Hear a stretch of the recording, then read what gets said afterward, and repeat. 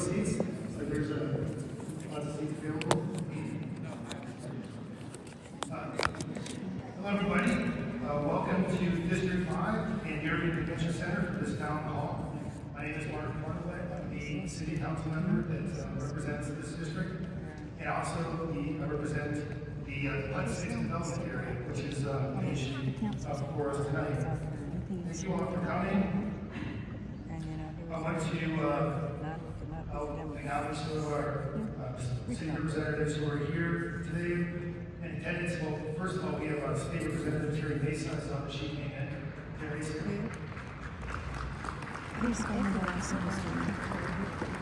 And in attendance from the City Council, we have our Mayor, Rick Stouffer.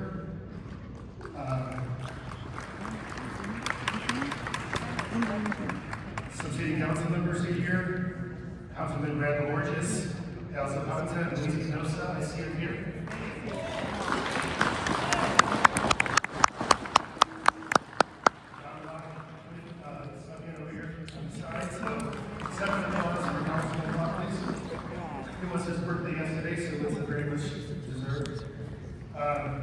I also see we have in attendance our city manager, Chris Hillman, and deputy city manager, Orlando Sanchez. They deserve a round of applause too for all the work they do for us. Some P&Z commissioners, Terry Richard is here. Ricky Lightfoot is here in the back. Appreciate all the work they're doing to look at this project. Applause for them, please.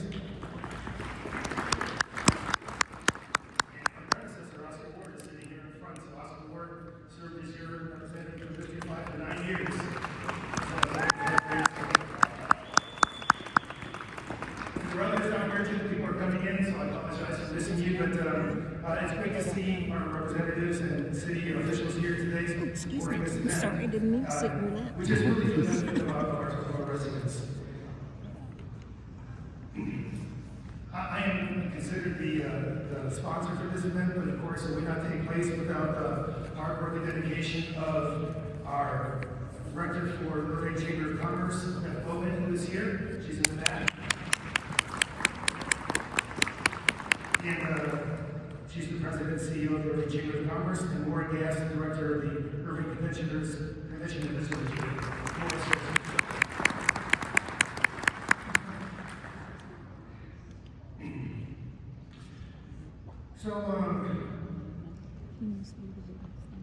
Well, I wanted to say that while there's currently no specific direct project plan the council is considering, I have asked the Sands Corporation to be here to provide this opportunity for our residents to hear directly from them here in the district where this potential project will be built.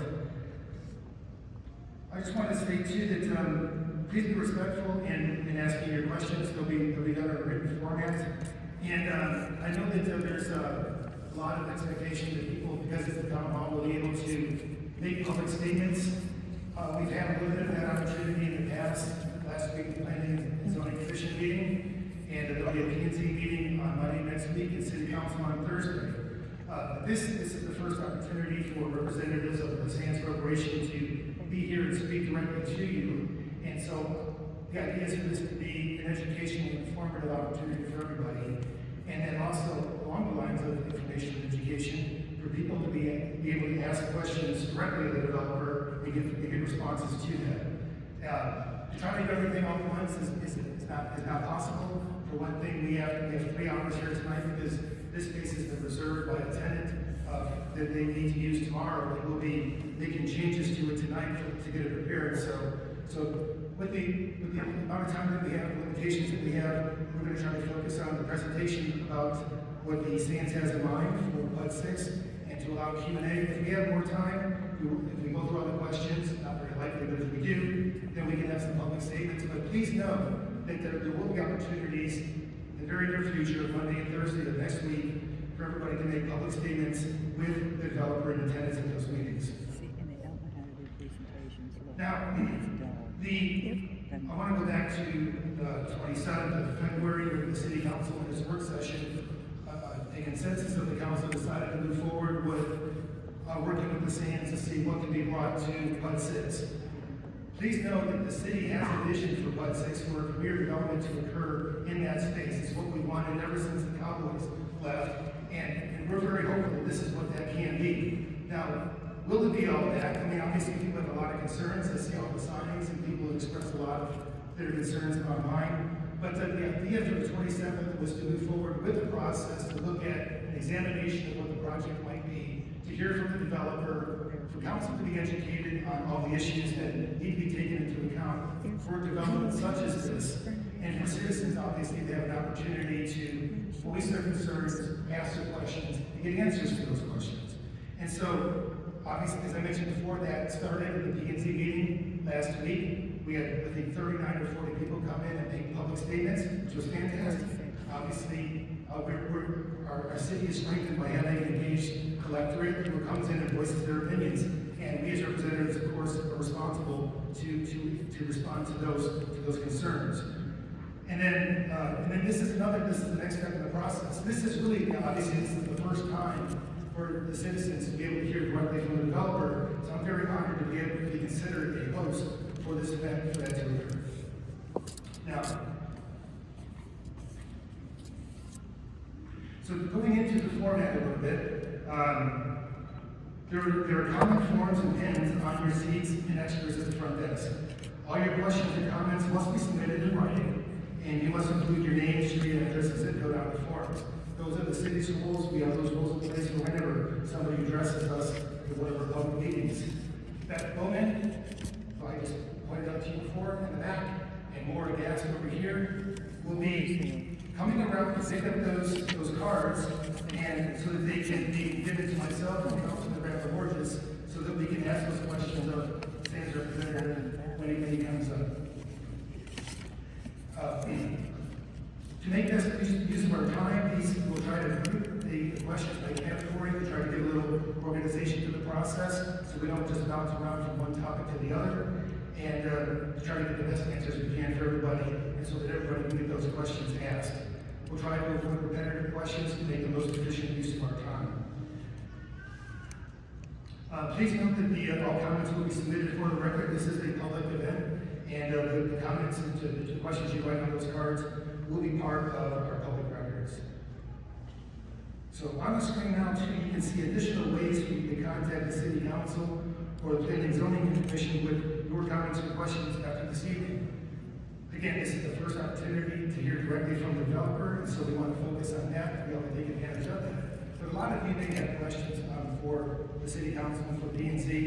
You can use that QR code to get a link and to submit those questions to us. And some of your questions touch on some other issues that have been presented in the social media, such as fire, traffic, police. We have representatives from those departments here that can maybe come and answer some of those questions that they come up. All right, so for context, I want to show this map of the city's Mud 6 district. Highlighted on this map is Track A, the Village Walk 2 property. Village Walk 2 is an LLC that is for which the Sands, Las Vegas Sands, is the principal owner. Now, that is the focus of the discussion tonight and the proposed zoning changes for PUD 6. To start tonight's presentation, I'd like to introduce Andy Blvd, Senior Vice President of Government Relations for Las Vegas Sands Corporation. Let me give a little background about Mr. Blvd. He's a founding team member, serving with the company since 1998, possessing some of the most diverse, wide-ranging political experience in the hospitality industry. His duties include managing the political and governmental affairs of the Las Vegas Sands and the Allison family, along with aiding and assisting the company's expansion efforts and development projects. Andy's a graduate of the University of Nebraska at Lincoln with a bachelor's degree in economics. He began his career working on local, state, and federal campaigns in the late 80s. Shortly thereafter, he came to the great state of Texas, serving as executive director of the Republican Party for Harris County. While in Texas, Andy served on the City of Houston Site Selection Committee in their successful bid to land the 1992 Republican National Convention. Following that, Andy returned to his home state of Nebraska, where he worked on the Republican National Committee's victory campaign, several state, local, and federal campaigns, as well as serving as the executive director of the Douglas County and Nebraska Republican Party organizations. He has been instrumental in instituting the Las Vegas Sands Corporation's political and community development activities, along with helping to ensure Las Vegas Sands properties continue to set the industry standards. Blvd oversees the company's political and governmental relations efforts in Washington, D.C., Carson City, Beijing, and other capitals around the world. We led the company's campaign to obtain a gaming license in Pennsylvania, spearheading a proposal to develop a formal Bethlehem Steel property into a mixed-use resort. He continues to provide leadership for the company's expansion, opportunities in other jurisdictions within the United States and abroad. Andy has been at the forefront of several of the company's political and community initiatives, including the creation and development of the Sands Responsible Gaming Program. In the development of this program, he facilitated a partnership with the Harvard University Medical School and Cambridge Health Alliance Division on Addictions to develop cutting-edge training curricula for all team members, establishing the Sands as the foremost leader in responsible gaming in the world. Andy has also organized a charitable arm of the Las Vegas Sands 501c3 charitable organization, the Sands Foundation. This foundation has distributed millions of dollars in charitable donations to thousands of organizations and individuals in need throughout Southern Nevada and the world, focusing on youth health and education.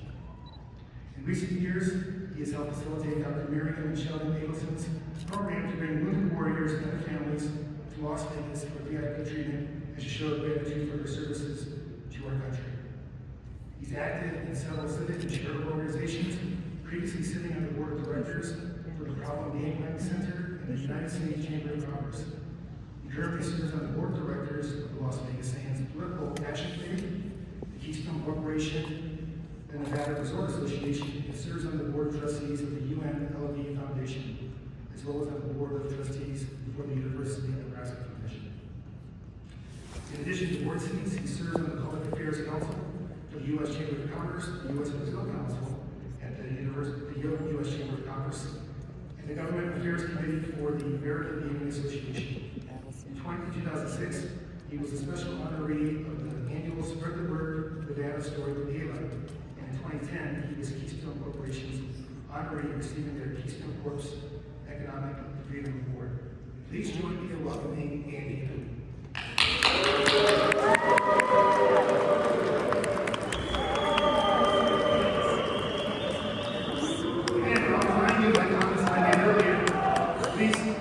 Please maintain decorum. We are here to hear from the developer, hear what he has to say. We're not here to have news and to interrupt him. So this is an educational opportunity. Please listen to what he has to say, and please be respectful. Thank you, Mark. Thank you, Councilman. And it's an honor to be here as a lifelong Nebraskan and a Cornhusker fan, go Big Red. I'm so excited to see so many people greet me here wearing red today. I assume you're all on my side and not here just to support the Cornhuskers. So it's exciting to me, and what a wonderful coordinated board of government this has been. I'm here today well ahead of any opportunity there will ever be to put a shovel in the ground for any casino in Irving. As you may or may not know, and I don't think a lot of people know, that casino gambling is not legal in Texas, although Texas is the largest illegal gaming market in the world. Unregulated, unchecked, no support mechanisms for problem gaming, no regulation, no rules, nothing at all. So I'm here today to talk about a lot of things. We hopefully will be members of your community, potentially, with a multi-billion-dollar investment. So I'm going to tell you about our company, our background, our founders, what we build, what our work ethic is, what our employment ethic is, and what we can potentially bring to the city of Irving and to the state of Texas by way of introducing things we've done in other parts of the world. I'll probably hopefully debunk, some ideas of what big casinos are and what a destination resort is. I'm going to attempt to find the differences between a regional casino, which you have across the border in Oklahoma, and what a destination resort can be. I'm going to demonstrate for you what a proper regulatory environment can be in the state of Texas to keep the citizens safe, and the economic opportunity and visitation and increased tourism that the legalization of a limited number of destination resorts would bring to Texas. But in order to do that, and then I enjoy the question and answers the most. It's very important that you have the opportunity to know us very well. This will be the first of dozens of town hall meetings. We'll be meeting with our opponents. We'll be meeting with the people who are for us. We'll be engaging in the community. If we go forward, we will be here full time for the next few years, making sure that the residents of Irving will be comfortable with what it is we can bring to the city of Irving. It is a commitment that is in the DNA of my company, within the DNA of our board of directors, and most importantly, in the DNA of the family with which I work. So I'm going to start out with a little background on our company. I think it's a good presentation. It's a little bit lengthy. I'm going to get to the Q&A about our founder, Sheldon Nelson.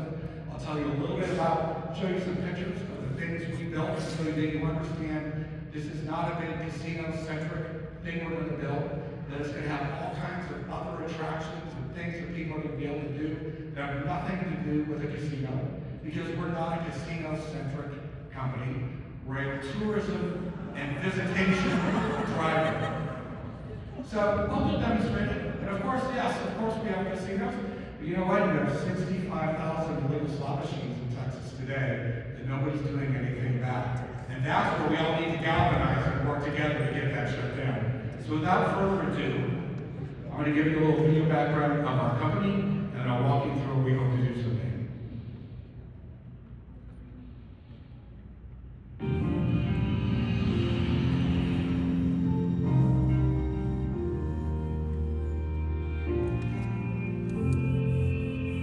I've been in 15 different businesses. I started when I was 12 years old. I've learned to be an entrepreneur. You have to be a risk taker. A true entrepreneur, Sheldon Allison began his career selling newspapers on the streets of Boston. He would find fortune through a myriad of businesses, leading to the founding of the technology industry's first computer trade show, Comdex, in 1979. Through Comdex, Mr. Allison built a powerhouse in the conventions industry, allowing him to take a gamble on a new endeavor. In 1989, he purchased the Sands Hotel and Casino and formed Las Vegas Sands. Shortly thereafter, Las Vegas Sands constructed the world's first privately owned convention center, Sands Expo Center, the second largest convention center in the world at the time. What came next would change the city of Las Vegas, the media and convention market, and the hospitality industry forever. May 3rd, 1999 marked the birth of the hospitality industry's first true integrated resort with the opening of the Venetian, the first all-suite hotel on the Las Vegas Strip, and the culmination of Sheldon Adelson's integrated resort vision. Connected to Sands Expo Center, the Venetian offered high-value meeting spaces with entertainment and leisure options all under one roof for the first time anywhere. It was this innovation that transformed Las Vegas from a weekend gambling getaway to an exciting destination with something for everyone, from midweek business clientele to leisure travelers, making Las Vegas the #1 meeting and convention destination in the world and a premier destination for all travelers. But the vision does not end there. On the other side of the globe, the world's next major resort and travel mecca was beginning to bud, Macau, China. Today is the beginning of a new era for Macau. We pledge to you that we're going to do our part in making Macau the best that it can be. In 2004, Las Vegas Sands officially entered Macau with the opening of Sands Macau, the first Las Vegas-style casino in the region. It was a triumph and an anchor for future expansion. Mr. Adelson's integrated resort vision continued progressing with the opening of the Venetian Macau in 2007, the first fully integrated resort in China. Twice the footprint of its Las Vegas counterpart, the Venetian Macau offers 3,000 suites and one of the largest meeting and convention spaces in Asia, as well as the 15,000-seat Cotai Arena. The opening of the Venetian Macau also marked the beginning of the Cotai Strip. When I first got the vision, I actually, believe it or not, got the idea in a dream. Created through a major land reclamation project between the islands of Colinas and Taipa in Macau, the Cotai Strip is the embodiment of Mr. Adelson's vision to recreate the Las Vegas Strip in Asia. He and Las Vegas Sands would further manifest that vision in 2008 with the addition of the Plaza Macau Four Seasons Macau, importantly bringing a signature international luxury brand to the Cotai Strip. While development continued on the Cotai Strip, Las Vegas Sands continued its expansion in Las Vegas by erecting another Italian-inspired masterpiece, the Palazzo. Connected to the Venetian, the Palazzo stands 35 stories tall, a beacon to visitors in a city of light. Singapore would be the next beneficiary of Las Vegas Sands' continued growth with the unveiling of its first integrated resort, Marina Bay Sands. An architectural icon on Singapore's bayfront, with 3 hotel towers reaching 55 stories, Marina Bay Sands is crowned with a sky park measuring nearly 2.5 acres and offering sweeping views of Marina Bay and downtown Singapore. Back in the United States, Las Vegas Sands next gave new life to the Lehigh Valley in Pennsylvania by opening Sands Bethlehem on the site of what was the iconic Bethlehem Steel Plant. Sands Cotai Central then opened on April 11, 2012, by bringing 3 hotel chains together, Holiday Inn, Conrad, and Sheraton. Las Vegas Sands had engineered a resort city, the pinnacle of which would come in 2016 with the opening of the Parisian Macau, marking another major milestone in the company's efforts to support Macau's development as a world center of tourism and leisure. The Parisian was inspired by the magic and wonder of the famed City of Light, and prominently features a skyline redefining, half-scale authentic recreation of the Eiffel Tower. The latest premier integrated resort in the Las Vegas Sands portfolio features 3,000 guest rooms and suites, convention and meeting space, international restaurants, retail shops reminiscent of the streets of Paris, and a 1,200-seat theater, among other amenities. Sheldon Adelson's vision and determination led Las Vegas Sands to the top of the hospitality industry and to become a major financial performer. Annually ranking among the top companies based in the United States, Las Vegas Sands has maintained the largest market cap in the hospitality and gaming industry and perennially delivers strong shareholder returns as it continues to grow with ample liquidity for future expansion. While Las Vegas Sands' climb to the top has been a remarkable hospitality industry and business success story, the company has remained committed to the values of its founder, Mr. Allison, with unwavering support for its people and the communities it serves. This philosophy of service and leadership is practiced through Sands Cares, Las Vegas Sands' global corporate citizenship program. Sands Cares integrates the company's corporate social responsibility platform worldwide, focusing on people, the planet, and communities, and executes the company's investments in philanthropy, team member volunteerism, and in-kind support. Las Vegas Sands also has led in sustainable practices to reduce the company's ecological footprint through the Sands Eco 360 initiative, which has earned the company numerous green certifications and industry accolades. Through Sheldon Adelson's unwavering vision and leadership, Las Vegas Sands has built a hospitality industry empire on the foundation of innovation, integrity, service excellence, and determination.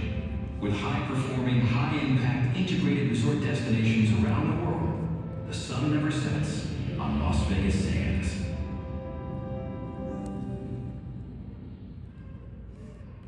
I've worked for the Allison family and Las Vegas Sands for just over 27 years.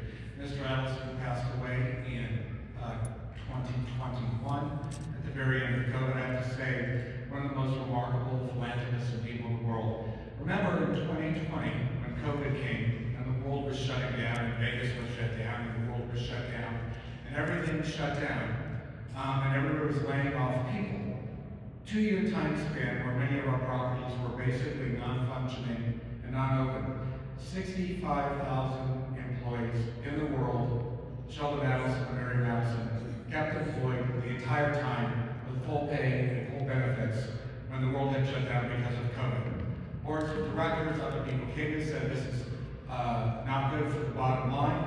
He said, I grew up 12 years old, I have the money, I'm a billionaire, what good am I if I don't care for my employees? You don't understand what it's like to not have health care, you don't know what it's like to not have food on the table. I'm not going to be at the end of my life and be in a position where I'm going to put other people in the position I was in when I grew up. And so when we had his service after he passed away, he's a prominent man, he's prominent in politics. He could have had kings and royalty and elected officials and famous people at his service. We had a very civil service in our building in Las Vegas. And his service was basically all of our team members standing up, talking about what an impact he had on their life. And keeping them employed, the pay and benefits during COVID literally saved their life, saved their spouse's life, because he was so committed to great pay and great benefits. We were well noted that we always had the highest pay and benefits on Las Vegas Strip. So all of us are very thankful for Mr. Allison meant to our family. After he passed away, Bob Goldstein in the middle here became the CEO. On the right is Patrick Dumont, our COO. And then Dr. Miriam Allison is his widow. Miriam's story is as remarkable as Sheldon's. She was, her mother in 1939, living in Poland, saw the rise of Hitler and told the entire family, we need to get out. And she's the only one that left in what is now the British-controlled part of Palestine in 1939. She is the only family member that survived the Holocaust. Miriam was born in 1945, served in the Israeli military, became a medical doctor, and worked in the emergency room. In that time frame, when she was working in the emergency room in Tel Aviv, she would see the connection of people that would come in, the connection between HIV and heroin, and that's when she became passionate about finding out the cures, the sources of addiction, and fighting addiction. So she went to Rockefeller University, where she studied addiction, because really God was going to make a lot of money, and that's where she met her husband Sheldon. They met, they married, they had a wonderful relationship, married for 30 years. She has 2 drug rehab clinics, one in Tel Aviv, one in Israel. She only takes women who are pregnant and are homeless, and she deals with that full time. They also have a medical research foundation that they fund with hundreds of millions of dollars, partnering with many universities all across the world, some right here in Texas, using their money and their resources to only cure, to seek the cure to incurable diseases. She is a remarkable philanthropist. She's in Israel now. She's very engaged and very concerned about getting the hostages home safely from the October 7th attack, and that is her greatest passion on earth right now, as well as her family and her grandchildren. So, there's a lot of confusion about what is a casino and what is the difference. You saw the images of what it is that we like to build. Sometimes they're heavily themed, sometimes they're not. So what is the difference between a destination resort and a regional casino? Well, a regional casino simply has a big casino. It has a little bit of food and beverage. It has a small scale hotel, but it's all based on the casino-centric mentality. A few different things around it that is all about the casino. When Sheldon Adelson bought the Sands in the 90s and then decided to go to the Venetian, build the Venetian, he decided it was time to move away from the casino-centric mentality. That you needed to have all kinds of other amenities, because gambling was spreading all over the world. Everyone at that point was within a 200-mile drive from a casino.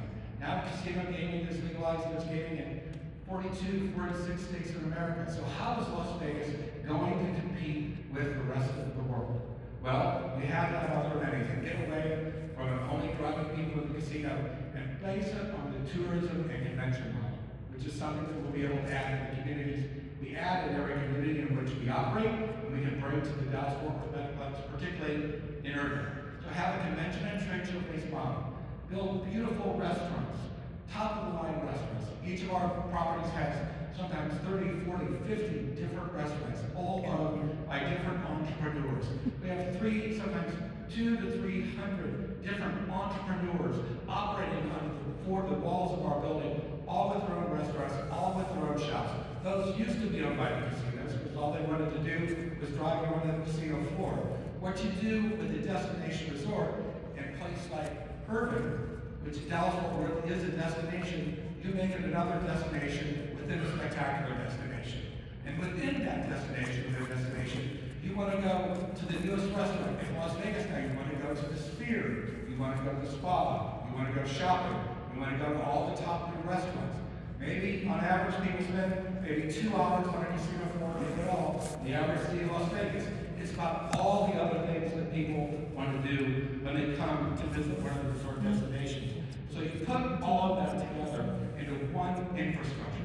But at the end of the casino ends up being probably the smallest amount of square footage in the entire space. We'll talk about this more in detail. So that's the difference between a regional casino and a destination resort. Now this is kind of an idea of some of our properties, but I'm going to go through them all one by one. The Venetian was at the side of the old Sands Hotel. The attention that I started when that building was just coming out of the ground, it was a fascinating, fun, wonderful process to watch. Sheldon was they decided to do their first destination resort in Venetian because that's where Sheldon and Mary spent their honeymoon. If you look and you can see some of the remarkable architecture there, maybe some of you have been there before, they take trip after trip to Venice and capture as many images as they can, and with as much detail as possible, they would try to recreate the icons of Venice within the building. To the point that Sheldon was so particular that they would go to the city of Venice, because you can't change the colors of your buildings in Venice for historical purposes. We would get paint chips from the city of Venice that we could copy so that we would recreate that paint so that our building in Las Vegas matched the exact color and replica of the Venice. So the original Venetian opened in 1999, 4,028 keys, that's rooms, 2 million square feet of meeting space, 1.1 million square feet of retail space, over 500,000 square feet of food and beverage, 160,000 square feet of casino, and 4,334 seats of entertainment. So if you look at all of that, just by way of example, 160,000 square feet of casino and a total developed area of 18.6 million square feet. After the Venetian opened, you can see this is the Venetian Tower in the middle. To the right was the Venetian Tower, which we added later. And you can see that we recreated all the images from the Duchess Palace and the Campanelli Tower of Las Vegas so people could feel they had a true enjoyable experience. We have all kinds of family-friendly things that you can do there. I think you've all heard about the Sphere. It's one of the most iconic things in the world today. At one period of time, we had a Guggenheim Museum. We have art exhibits. So there's all kinds of other things to do in the building besides just the casino element. Our first property in Macau, China was a very small, very exclusive hotel and casino called the Sands Macau. It was the first entry to the market. Very small, very elegant, but again, it was our first entry to the market. That allowed us to move on to our next project, which was the Venetian in Macau in 2007. That had 2,841 rooms, 1.2 million meeting space square feet of meeting and convention space. Again, honoring our commitment to bring visitation to the cities in which we operate. Not just people to go to the casino, or for people to go to a convention and trade show and do business. Imagine this, when COVID shut down the world and the convention and trade show industry stopped for 2 to 3 years, it took $3 trillion out of the United States economy. The amount of money that happens at conventions and trade shows, where people set up their exhibitions and shut down their exhibitions and trade and transact, is one of the biggest benefits to the economy today, and one of the most underserved elements that I think we have in the Dallas-Fort Worth metroplex. And again, you can see the many of the design elements are very similar to the Venetian in Las Vegas. It's a spectacular building, it has a lot of the same architecture that you see at the Venetian in Las Vegas, as well as its true calling, which is being similar to Venice. In 2007, Vegas was doing very well, the Venetian was doing well. We added the Palazzo Tower. So that was another tower within the Venetian, adding another 3,064 rooms. They could get over 7,100 rooms. At that point, the largest hotel and the largest building in the world. And then with the total space at that point of, again, 18 million square feet, but we were all done. But again, a huge addition to the retail portion, the food and beverage, and another 1,200 seats of entertainment. So this is an idea of what the Palazzo of the Venetian look like together in Las Vegas. If you've been there, you've probably seen it and appreciated it. Our next operation was to move on to Macau, a new property in Macau, the Four Seasons Macau. I don't know if any of you have been to the Four Seasons before. They're always very elegant hotels. We wanted to bring a very high-end brand because that is our marketplace. It's the high end of the market. One of the probably most elegant Four Seasons in the world, with one of the most successful mall and retail spaces in the world attached to it. smaller hotel, 667 keys, 410,000 square feet of retail, a casino about 140,000 square feet, but a beautiful, beautiful hotel that's kind of attached, all attached to the Venetian Macao. Then, did anyone see the movie Crazy Rich Asians by chance? Anyone see that movie? Marina Bay Sands in Singapore is the pinnacle of everything we've built. 55-story tower, you've seen it. It has 1,844 keys, 1.1 over a million square feet of meeting space, 1 million square feet of some of the best retail in the world, over 300,000 square feet of food and beverage, 447,000 square foot casino, 2,100 seats of entertainment, a massive, beautiful, almost a arts and science museum, similar to anything you would experience if you went to the Smithsonian in Washington, D.C. It also, you see on the top there, that is a pool deck, right there. If you look at the top of those 355-story towers, that is a pool deck. You could put the Eiffel Tower on top of that, put a 747 on top of that, and that is how big the pool deck is. And then you can see the banana-looking building, the banana-looking space there. That is our Arts and Science Museum, very heavily trafficked by local residents. And also, the importance of this property, which is what we're going to expect from Irving, is the government mandating what they want. We weren't able to just go in and build whatever we wanted. They didn't want anything heavily themed, which some jurisdictions do. They demanded, and this was one of the most competitive bids in the history of the world for a casino. It had to be architecturally significant. You had to make a minimum investment in art. You had to make a minimum investment in non-gaming amenities. They did not want it to be all about the casino. They wanted the casino to not be visible when you walked into the facility. We accommodated that with the government because we knew that was important to them. So we came up with this building. It's been very successful. We are doing an expansion. This expansion of Marina Bay Sands, if you look at it, another spectacular pool deck with a 3-tiered pool deck there, which is absolutely spectacular. I don't know if any of you remember going on vacation when you just couldn't wait to get the holiday in to hop in the pool. That's the experience you have when you go to Marina Bay Sands. This hotel tower will be very, very VIP with the most expensive hotel room per square foot ever built in the history of the world. So that is what Marina Bay Sands will look like with the expansion of the new tower to my left and to your right. There is also an arena, 15,000 seat arena for concerts and venues, again, making another family-friendly venue so that local residents have plenty to do, making it safe, making it secure. And we built the Parisian in, again, in Macau, another large-scale property. I'm going to go through the square footage, a spectacular building. You saw the pictures there before. Some really beautiful, iconic recreations of Paris, with great restaurants, tons of wonderful retail, tons of wonderful dining experiences. Then the Londoner, which you saw earlier, there was the 4 towers. It was a Sheraton and a Holiday Inn. The Londoner was just redone at several $1 billion. It has 6,000 keys, about just under 1 million square feet of meeting and retail space, 7,700 square feet seats of entertainment. And this was originally a building with 4 different towers that was just okay. And then we decided that we wanted to redo it all, and so it became the Londoner.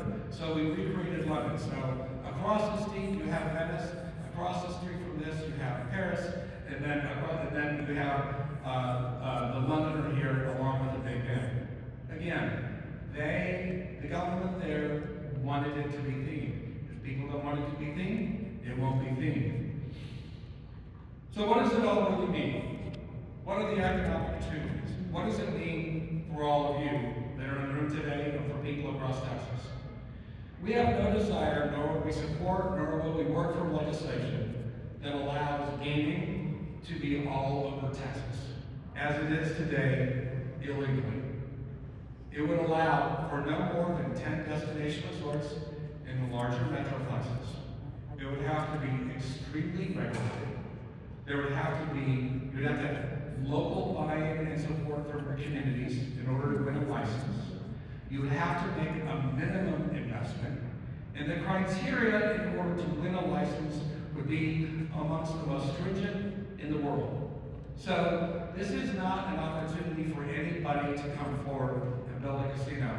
This will attract the best and the brightest and the most qualified legacy corporations of hospitality and gaming in the world in an open, competitive bid in the state of Texas, across the state of Texas. So these are some of the, we don't know what the final bill will be like. We're still in the throes of the legislature. Keep in mind, it all can relent. It's not even legal yet. It's years away. This is just a concept for zoning that may or may not happen. So we're a long ways away. And I appreciate everyone's sentiment and respect the fact that if you, we have no interest whatsoever. If people are posting gaming, they think it's more they post it. We have no desire at all to change your mind. We're just here to tell you that if we do operate here, we're going to be a wonderful community partner, and we're going to be offering a lot of other opportunities besides the casino, and we're very proud to have as a partner. So, so some estimates say it's around, go ahead, let it all out. All right, potentially $13 to $15 billion of added value to the Texas GDP, 80 to 90,000 permanent jobs, and 185,000 construction jobs. That's with just a limited number of facilities being built in the state of Texas. So theoretically, what could happen? Again, we don't know what the final legislation will look like, but we know that we know where maybe 10 different facilities. So these were just some theoretical models based on minimum investments, based on all the non-gaming amenities you need to invest in, based on what we think would be a good tax rate. This will allow, this is a model, just one model that someone had, George Zogger from Rice University, about $7.5 million in resort revenues, 36,000 full-time employees. It could probably go up to much more than that when you look at the ancillary effects of all the other people that you employ, and about $9.2 billion in local purchases. That's what Rice University professor George Zogger thought about one of our legislative proposals. Here's a broader overview of what theoretically what some of the local tax estimates would look like. Again, these may be modest, but I think that they're accurate. Let's just look at the Dallas-Fort Worth area. If they were located here, another $6 million sales tax, 228, much more I think than that, in property taxes, and total non-gaming revenues, aside from what we'd be generating of around $35 million. But statewide, another $82 million in non-gaming revenue, a tremendous boost to the economy. So that's sort of what the world may look like. But let me explain the process to you. It's before the legislature today. It would have to be approved by voters. So it's a constitutional amendment. So we need 2/3 of both houses to put it on a ballot for you all to vote on. And then, if it's approved by the voters, there has to be a legislation. It would go through another legislative session. They would create the Texas Gaming Commission, which would be months after that, and then there would be a competitive bidding process. So, what does the world look like today for Texas? Clyde Barrow says there's probably $5 billion of gaming revenue that leaves Texas every year to other jurisdictions.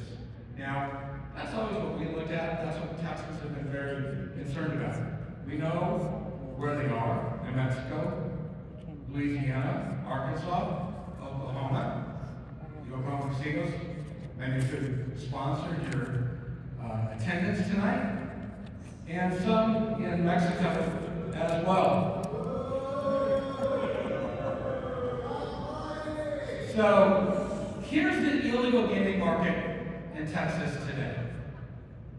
Look at the now. It's fascinating to us. You've seen it. How many people have gone into a convenience store, or gone into a liquor store, or gone to something where you see those slot machines? There's maybe 2 or 3 in a facility. They're all unregulated. Some of them are illegal. And nobody is doing anything about it at all. and they need to be gotten rid of. But the state and other people don't have to try and get an answer as to how many there are and where they're located is harder than a Where's Waldo cartoon. No one has an answer, no one knows anything about it, and it's very hard to encourage anyone to take action to get it done. So, while many people have been looking at the $5 billion it leaves the state to Oklahoma every day, it is ironic to me that when I got here, the Welcome to Irving sign is silhouetted by a Choctaw casino advertising. They are wonderful operators, and happy to be friends with them. But the American Gaming Association estimates that there is $53 billion of illegal gaming going on in Texas today. People are doing it on their phone. You've all seen it. Many people don't even know that betting on your phone is illegal. Betting on sports on your phone is illegal, and it needs to be shut down. Now, let me tell you something else, folks. And I know you're all concerned about responsible gaming and addiction, all those things that are so important. You have no resources for any of that today at all. And yet it's the largest illegal gaming market in the world. That needs to stop. That stops through proper regulation and with funding that needs to be done for law enforcement to make that happen. So imagine now, 65,000 illegal machines. You pass a constitutional amendment with a very, very, very strict regulatory environment by the Texas Gaming Commission. The fees that we pay and the taxes we pay will then give the state and local law enforcement authorities to shut down all of the illegal gambling going on in Texas today. Preying on everyone. Imagine this. Imagine this. Imagine this. If you walk into a 7-Eleven or a child walks into a 7-Eleven, if you walk into a casino in Las Vegas, or you walk into where there's gaming, that employee that works in that casino has a legal responsibility that can put the licensee in jeopardy to make sure that there's not a minor that plays on that machine, and to make sure that if there's a malfunction, we have a regulatory environment that allows for them to have a recourse. If you go to a convenience store today or a liquor store today, there is nothing within the provision of law or no obligation for the person working behind the convenience store to check the ID of the person playing that machine, and if that machine malfunctions, there's no recourse for them. If after they put their money in and they win something, there's no recourse for them to get anything done. That is a travesty. That needs to be fixed. That can be solved when you have a properly appropriated regulatory environment that controls all of these types of elements. So, take all of that illegal gambling. This is just something, by the way, where we just through Google, because no one in the state of Texas can tell us where all the unregulated machines are. No one can give us a list. There's no proper registration. So this is just what our team did to find the amount online through Google, where we saw that there were unregulated slot parlors in the state of Texas. This is just a sampling of what we've been able to find on our own, with no help from any government authorities to figure out what's going on. So take all of that, make it illegal, wipe it off the map, take away the 65,000 illegal machines, crack down on illegal gaming, crack down on illegal slot parlors, and put it all in one safe place.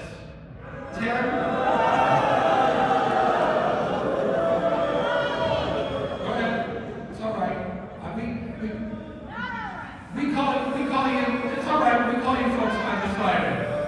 So, all right. So here's what the integrated resorts could possibly need. You want to have a very open and competitive bidding process, and you want to be where people want to be to drive tourism and convention traffic.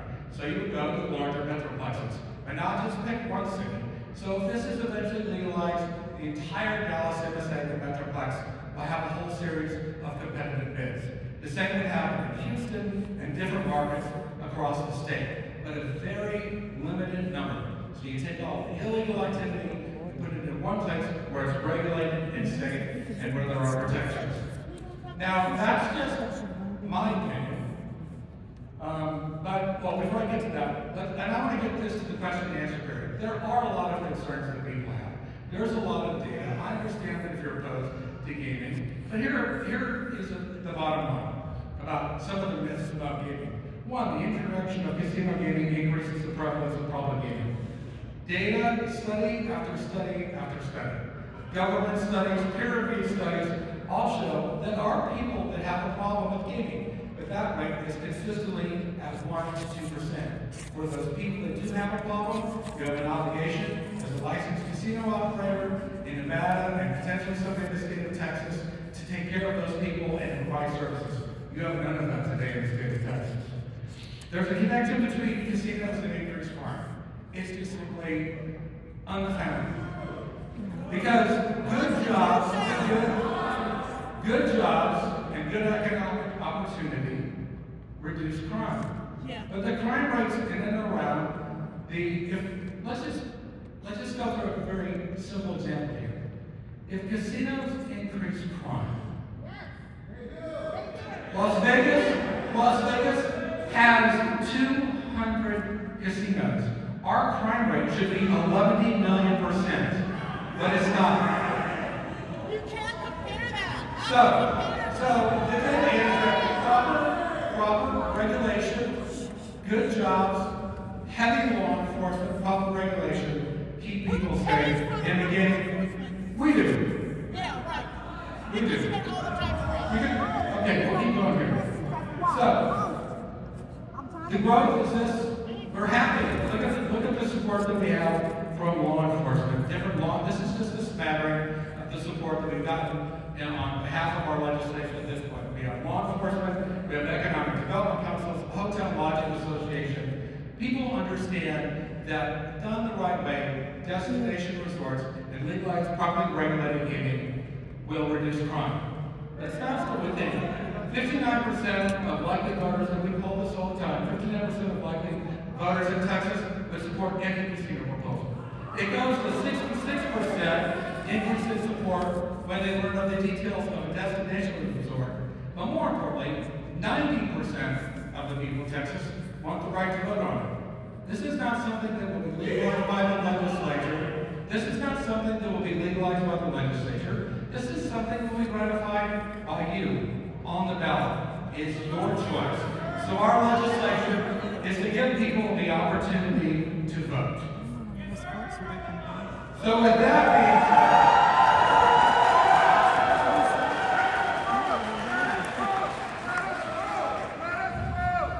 said, well, that's what we're trying to tell the legislature. That's a great question because the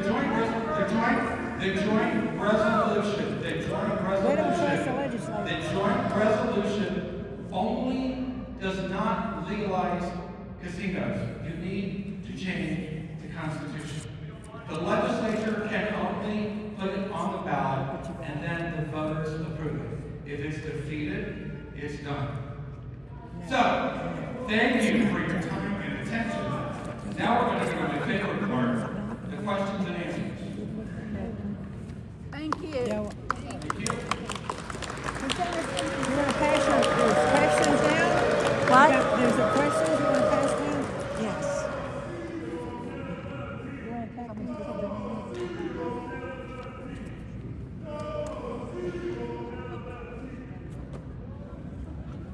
All right, what's our next step?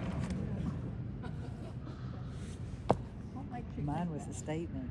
So we They won't answer. the questions that were gathered in the back, so we'll ask those questions here.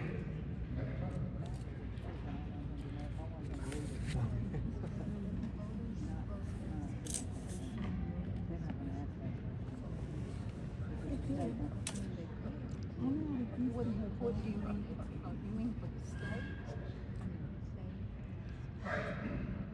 First question is from Father John Bader, 3550 Cistercian Road.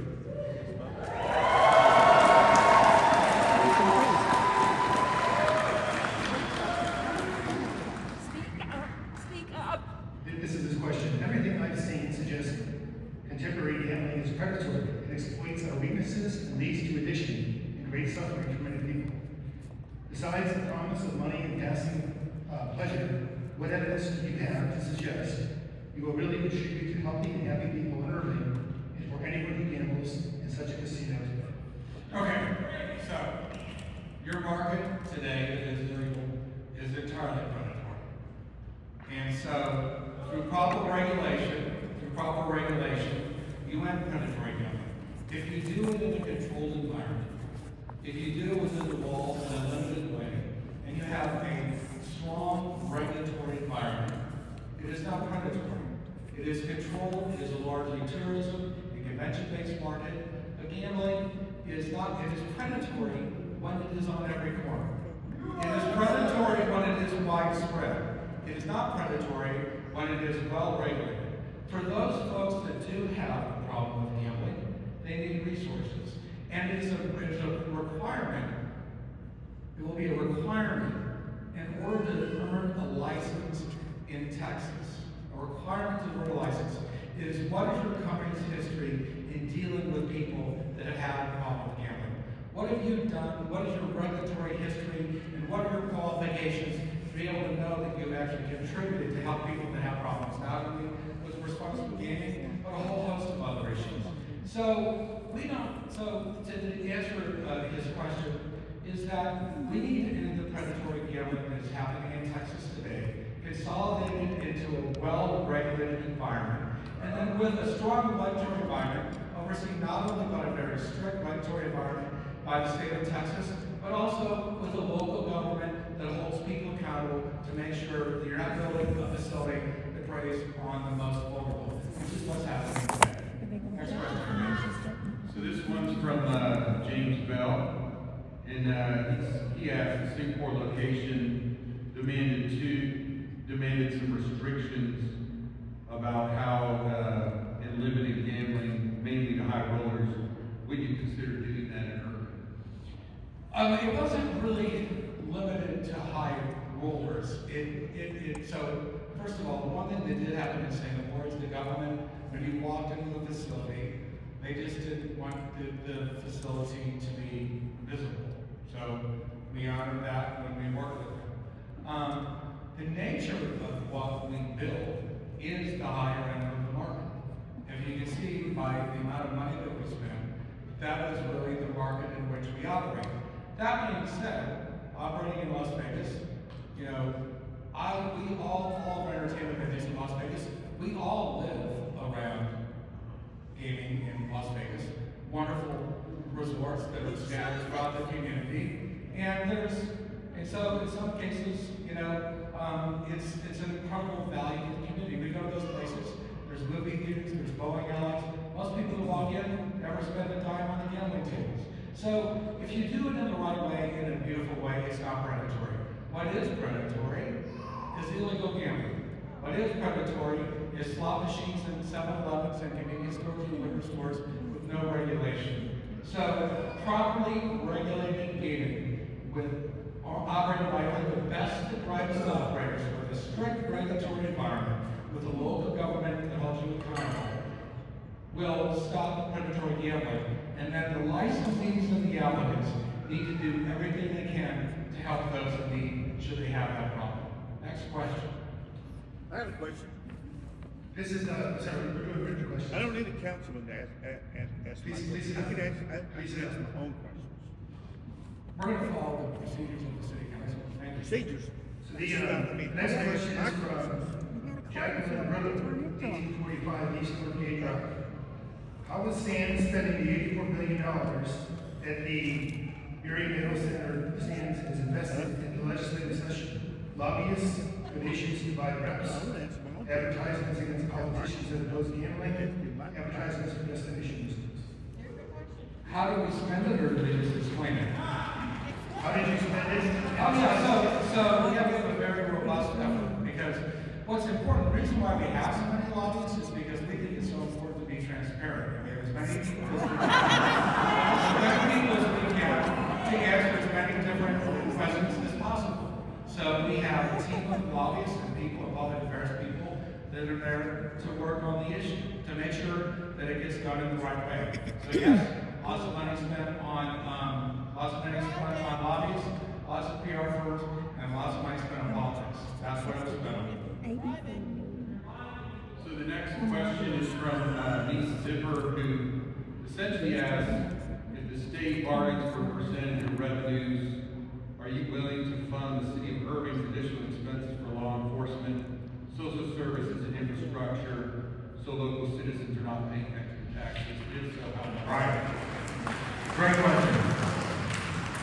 So, if you have a minimum investment required by law of $2 billion, and we would probably spend a minimum of $4 billion, based on your levy, that would be almost $24 million more for the city of Irving, $40 million for the Irving School District. This is property taxes based on your levy. $8.6 million for Dallas County, $4.2 million for the Community College District, almost $8.5 million for the Parkland Hospital. So another $85 million of property tax benefits to fund police, to fund firemen, to fund schools, to fund libraries. It will be basically fund money. So yes, absolutely. Not only would our property taxes help enhance and be a windfall for the city of Irving, but any additional needs for our corporate giving and social responsibility will be supportive of not only additional needs of fire and police protection, but any number of things that would come along the way. Our commitment to social welfare, and corporate giving and corporate governance, and giving money to the community is a big part of the DNA of our community. So we would be more than happy to pay our fair share, and we should be required to do so. We have a question here. You just can't stop paying taxes one day. Can't stop. Question from Sister Mary Angelica Lehman.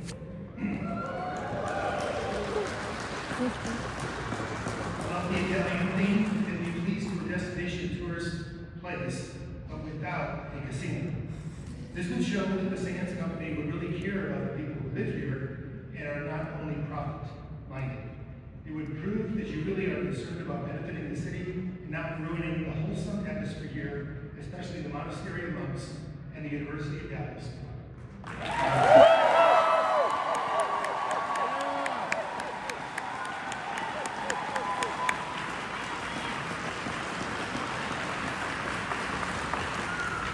So I appreciate the question. And the bottom line is that when we build a destination resort, we will in fact enhance the community. It will provide additional tourism, visitation, and revenue. But the bottom line is that if we're going to build a $4 billion facility and build an arena and build all the other amenities, the gaming component helps us subsidize and build all of the other amenities. Exploitation! Go ahead, next question, please.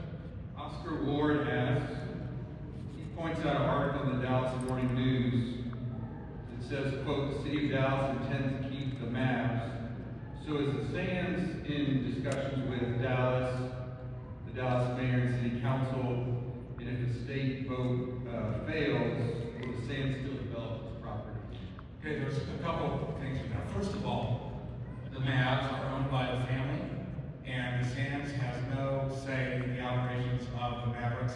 So that is up to the Mavericks organization and the family alone. Now, what was the second part of that question? Would we develop it? Would you develop it if gambling did not pass? Well, it is an investment, it is a great opportunity. We haven't really considered it. Remember, we're just looking for a zoning approval that if we decide to move forward with the development, there are certain changes that need to be made to the site. There's $50 million of improvements that need to be made to the site for whatever is built on it. So we want to be able to begin restoration right. We're here for the zoning today. We're here so that you can address your concerns. We envision, obviously, it's a big parcel of land. Somebody's going to build something spectacular there. And maybe us, and maybe somebody else. But something needs to be done. Something needs to be done. The zoning changes need to be done to be able to make those improvements. So we're just here today to tell you a little bit about our company, a lot about our company, talk about what destination resorts are, the future development, only the future will tell. I've got a question about. Question from Herbert Rich. Irving has been successful recruiting top Fortune 500 companies to move their headquarters here. Having a development with a sports stadium would be a big plus in recruiting more such companies. Having a local casino with its historic historic social negatives would not. How would the SAN support the Irving City Council and the Chamber of Commerce to recruit more top Fortune 500 companies with the casino? Right, well, first of all, it would attract more Fortune 500 companies because it would become another spectacular entertainment option for people that are living here. It'd be more restaurants, it would be an arena, it would be family-friendly entertainment, with bowling alleys, with movie theaters, an arena where you can see everything from Coldplay to Lady Gaga to Disney on Ice. It becomes another entertainment venue for people to go to and entertain themselves in a city full of wonderful destinations. So I dispute the notion that we've attracted. I think if a destination resort is built, it will attract more businesses and more people who want to live in the city of Irving. They denied the so you sold off some of the properties in Las Vegas and moved to the Asian markets. If you get successful approval of this project, will you continue to be here? Is there a plan that you would sell this project? So there was the sale of the Las Vegas projects. We're actively working here. We want to be in Texas. We decided at that point that for the return, that looking at what's going on in Las Vegas, there was a decision to deploy capital elsewhere. Our single greatest motivation for our next opportunity to invest millions of dollars is in the state of Texas. We think it is one of the best opportunities to grow the convention and trade show market, increase visitation. So our focus primarily is on the state of Texas for future growth opportunities, and we would be here forever. No, you won't. Question from Maria Julia Loco. Your former CEO, Sheldon Adelson, was investigated by the SEC for potential FCPA violations regarding operations in Macau. How have your compliance and ethics policies changed since then? Sure. There was an investigation, and there was an investigation, and there were some flags levied, but none of it was really about the initial charges. So that was an investigation we went through, and that's also part of the importance of a well-regulated environment. So it's part of the importance of being well-regulated. So the question was, what was the question other than the mentioning of the investigation? Well, there was a question there someplace. So after the investigation, how have the policies changed? Oh, there were some changes in policies. I think as things have evolved, we looked at certain things we did internally, but I think the policies that we had in place and some of the changes were very significant, but they were across the board in terms of how we did books of record keeping and some other things like that. I'm not that familiar with all the changes that went into it. Next question. Paul Stoddard asks, what percentage of revenue from your current properties or this property is anticipated to come from the casino? Great question. So as these develop, about 30% of our net profit comes from the casino and 70% comes from everything else. From Mr. Eckhart, in Cox Glen, 116 Cox Glen Circle. Why would SAN to get tax credits and we residents have to foot the bill with more police and fire resources? We're not asking for any tax That's a credits. good question. We will not have tax credits. It'll be written into legislation that any licensee will not be able to qualify for tax credits. City of Irving, we're giving the key to the city and everything. This is from Greg and Elsa Moore. This may be early in your planning, but do you have any proposed theme for this destination? No, I mean, again, whatever it is that we do and whatever it is we build needs to blend into the community. This would be a lengthy process where we work with people, work with the city, work with the design standards of the city. We're probably not interested in building anything themed here. It needs to blend in the local community. So, I mean, if the city of Irving or people wanted it to be heavily themed, we would consider it, but we haven't thought about it at this stage. This is from Paige Talerno. What have you developed that is close to the high value homes, such as that are in Las Colinas, and what has happened to their home values? So casinos typically, if you look at Las Vegas, in particular where we live, there are, you can go to Green Valley Resort, you can go to Red Rock, you can go to any number of smaller sort of neighborhood casinos in Las Vegas and other parts of the world, and there is no negative impact on home values. Las Vegas, Gambling City. So here's one from Keith. If you are a casino company, why do you need a casino on this property? If we're what? If you aren't a casino company, why do you need a casino? I didn't say we aren't a casino company. I said we're not a casino-centric company. That we build mixed-use developments. We're a convention and trade show company. We're an entertainment company. We are a food and beverage company. We are a lot of their hospitality company. We're a fantastic employer, but we also have casinos in the middle of all that. But I never said we were a casino company. I said we moved away from a casino-centric mentality where Las Vegas and other places have operated for years. This is from Timothy Norman. How much money has been contributed to the Irving City Council campaigns by your endeavor, and how much money has been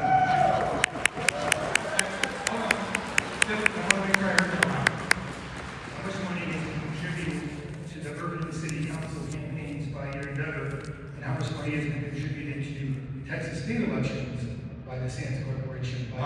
City Council, 0. Texas Legislature, millions. So there's a variety of questions on this topic, but given the legality of maintenance in Las Vegas, is from Zachary Moritz, but a lot of questions. How is it comparable to say a casino could not lead to increased crime when there is not increased crime in Vegas? So the tenor of these questions are how can you guarantee there will be increased crime? Right. Well, because, so first of all, the largest there is no, first of all, it goes with the governance of the way you run your company. Why on earth would you spend $4 billion on a facility that we riddled with crime?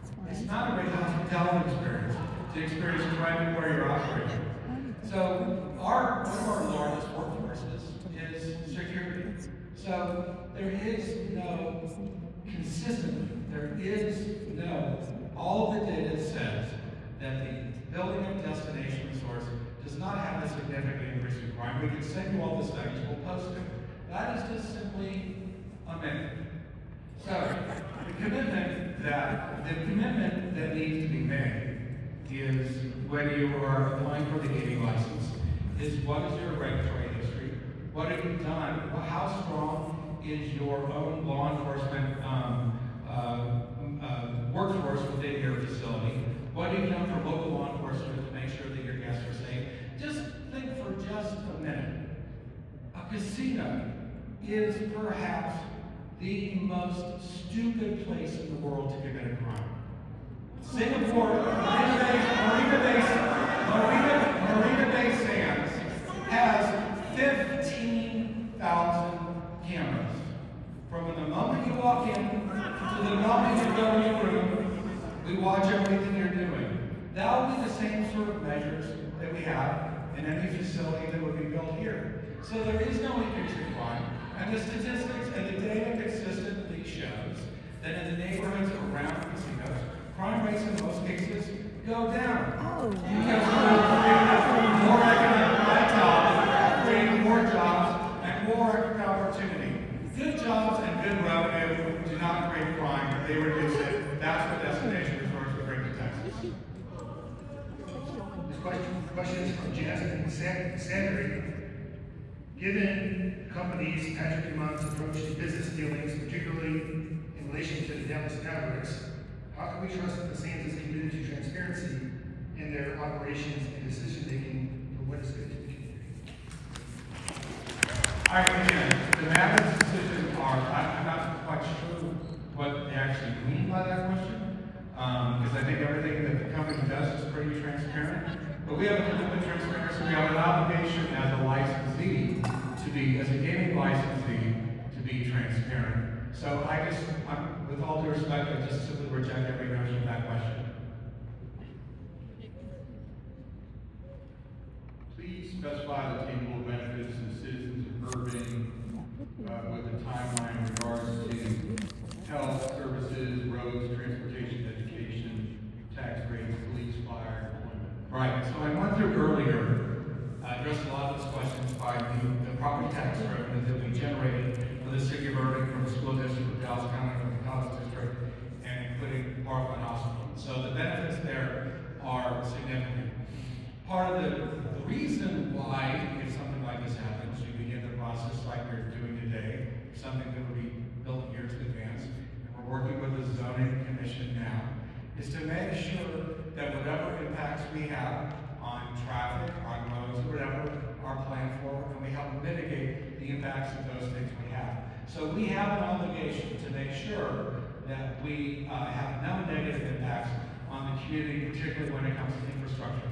We need great infrastructure. You only have one opportunity to go in and go out. And if you don't enjoy the experience of trying to go into a facility one time, you may never come back. So good roads, good infrastructure are very important to us, as is good education, which is why it's so important not only for us to generate additional revenue, property tax revenue to fund education, but as part of our philanthropic efforts to bolster local education with scholarships, not only for colleges, but working with schools like the University of Dallas, like we do at Blvd, like we do everywhere, to provide scholarships and opportunities for other people to seek education. Why not Frisco? Here's a question from Lori Phillips. How likely is it, and how committed is the Adelson family to bringing the Dallas Mavericks to Ripley play in the destination resort by having an arena here? Again, the Mavericks are totally separate from the corporation, so I can't address what the intention is long-term for the Mavericks and where they're going to be. But we do, with or without a professional sports team, like in all the facilities we build, we do envision an arena here, a large-scale arena for concerts and entertainment venues with or without a professional team. I said an arena is 15. This question is about Luca. Have you done any environmental studies or impact studies on this particular site? It's a huge project to the great city of Irving. Have you done any of this? Yeah, and Mark Buckenheim is here, and I think he can address it later, but I believe that we have done environmental studies. I think there's been some additional work, is that right? We can't hear him. We can't hear him.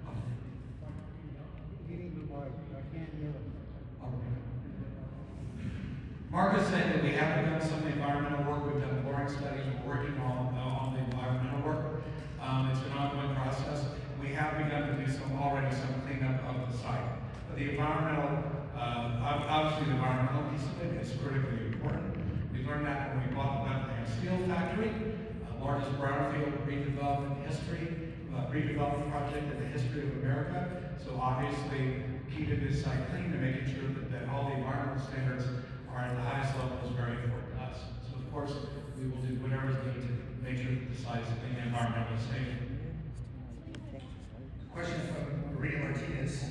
If a casino is not built, what are the options for the site to benefit the city of Irving to build tax revenue? To build what? Revenue. tax Revenue. I mean, I think no matter who develops it, there's gonna be, I think clearly, the zoning is for this to be able to become a mixed-use development. I think that's what people envision. I believe that's what the city of Irving has wanted for a long opportunity.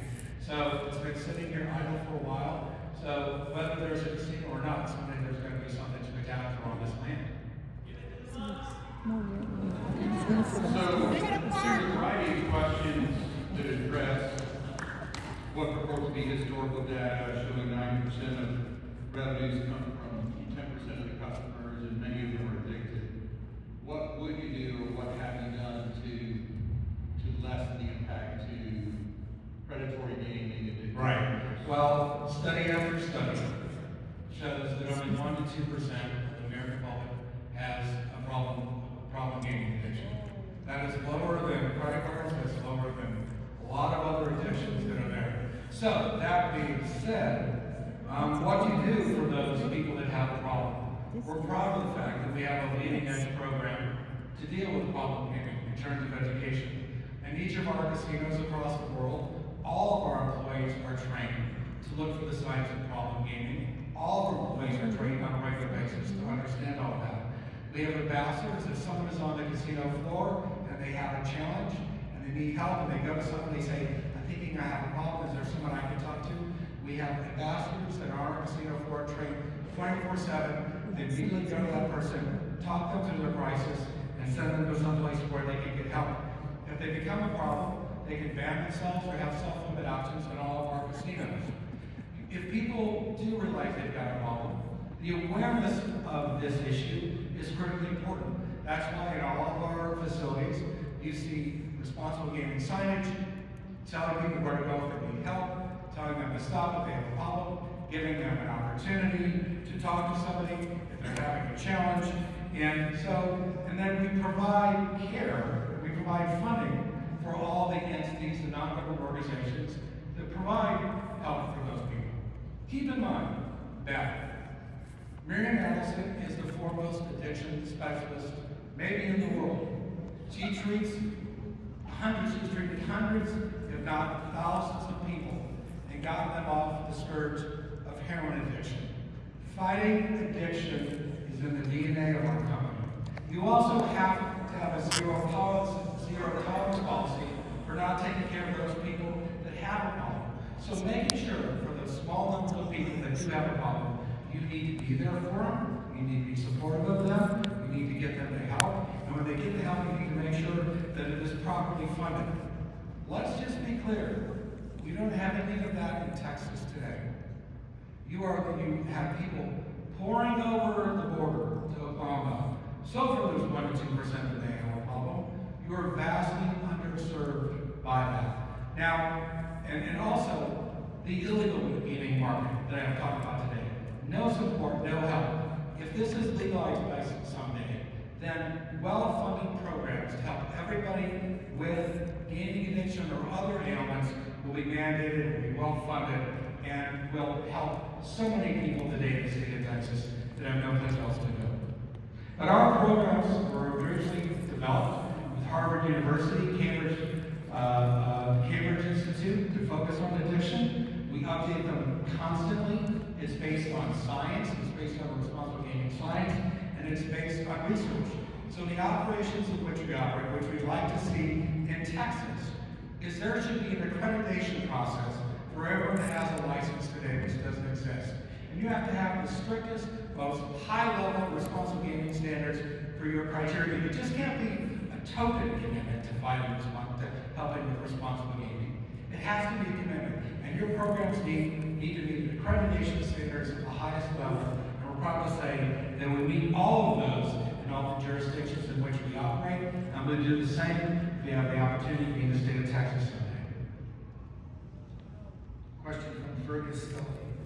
Do you have any comments about the Sands federal anti-bribery criminal penalty paid in 2017, or the accusations of your former executive Stephen Jacobs that the Sands had a quote prostitution strategy and facilitated money laundering? That was part of the earlier question on the SCTA, and all of that was proven to be untrue. But that's an add-on. That's kind of a repeat question, but that was all proven to be untrue.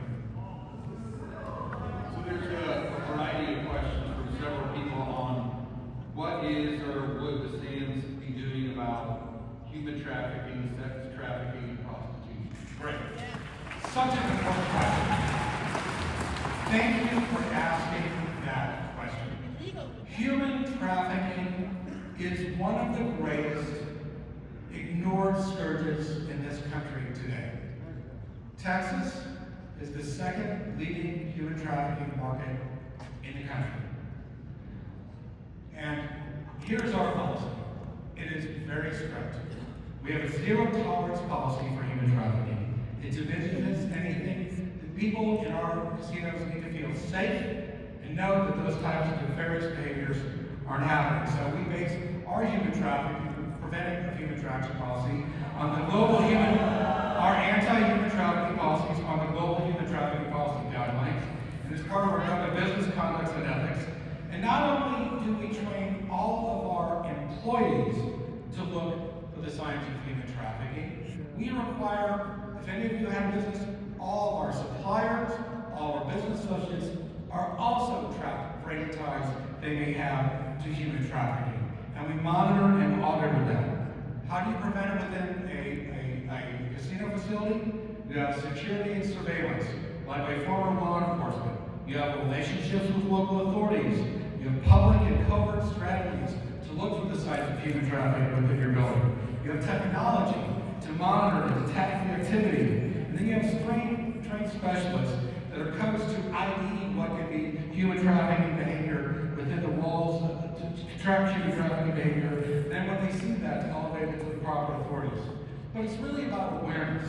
Signage in all areas, video messages for our team members, constantly training them to look for the signs of human trafficking, to elevate the awareness of everyone in the country about the challenges we have with human trafficking. We support the we work closely with the National Human Trafficking Prevention Month. We support it with the United Nations World Day Against Human Trafficking. But you also have partnerships with regulatory agencies and local law enforcement.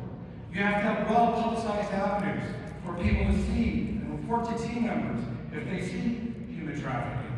We have a 24/7 hotline that people can call if they see it in multiple languages. You can report what you see in human trafficking via telephone, via website, via QR code, signages and materials all over our properties to look for the signs of human trafficking. You work with your suppliers to know that they also are your partner in preventing human trafficking with your suppliers and your businesses. All of our suppliers, all of our partners have to go through due diligence and background checks to make sure that they have no ties to nefarious organizations, and we monitor and audit all of them. But most importantly, you need to support victims in partnerships with nonprofit organizations, many of which we are already supporting today, many of which we already met with in Irving, to be unnamed. You have some remarkable support mechanisms in Irving today that need more support. So not only do you have to have a zero tolerance policy for human trafficking, you need to put your money where your mouth is and support organizations that when someone is being trafficked, goes into a safe haven, they need a safe place to go, they need to be funded. We're doing it in Austin, we do it in places all over the world, and we look forward to doing it here soon. Here's a question. Jeremy Dixon, there's several parts. First, has the Sands considered how or whether this development would compete or function, would compete against the city's convention center? It would complement it. So, great question. So, the way the convention trade show business works optimally is you have this lovely facility here. Typically what happens, look at great example tonight about why you should always double and triple. This would be our investment in the community. Is that we're here tonight. We need to be out of here at 9 o'clock or whatever, because there's another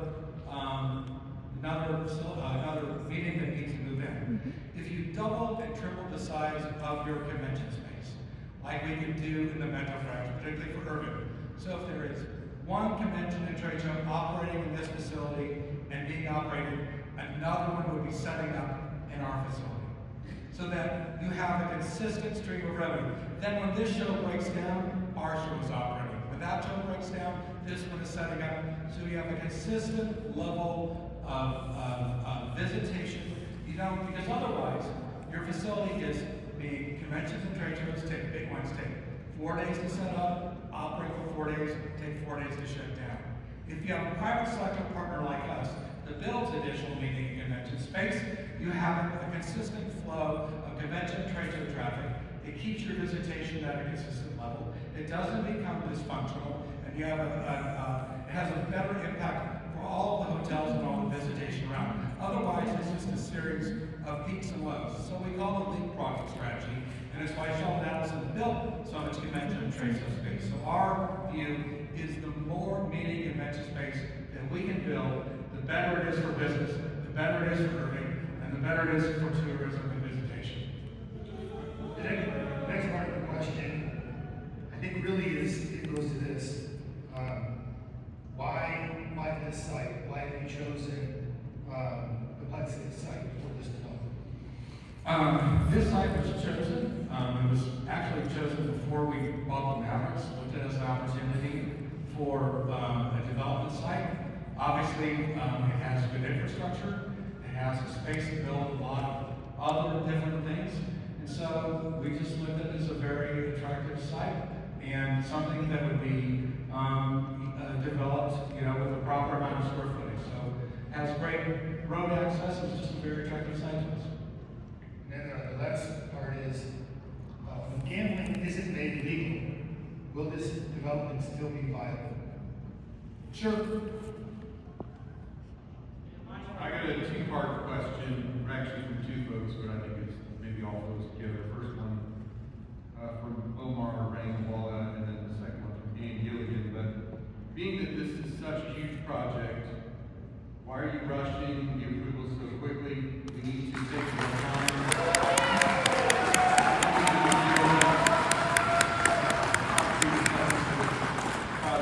And then, second part, how long has the city of Irving or any of the council members been in discussion with Sands Corporation or any of its subsidiaries, I guess, regarding bringing about a casino? Okay.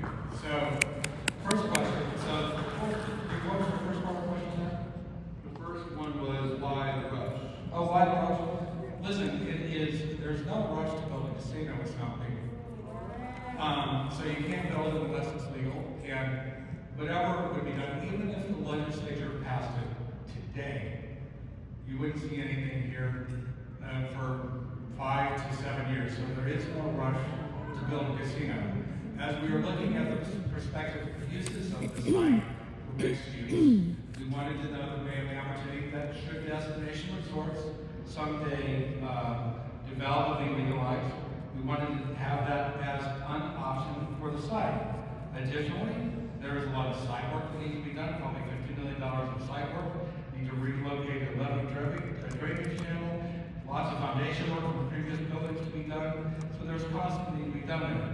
So, and also, the reason that we wanted to begin the discussion now is that someday we go into the licensing process. We want to say that we began the engagement with the community before it was even legal. So I want to be able to stand before Gaming Control Board, the Gaming Commission, for license and say, our first town hall meeting was March 2025.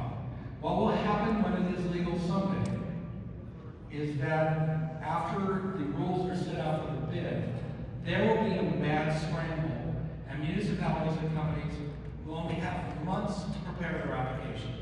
The importance of us being here today and beginning this dialogue about something that is entirely notional, not even legal, is that we're just looking to see that it may be an option, and we want to be able to get thoughts of what we can do for the site. Question from Andrew Smiley. Is the Sands looking at any other locations for destination resort, such as Frisco or Arlington or Dallas? So, I hate to disappoint everybody, but, there are other options that we would look at. But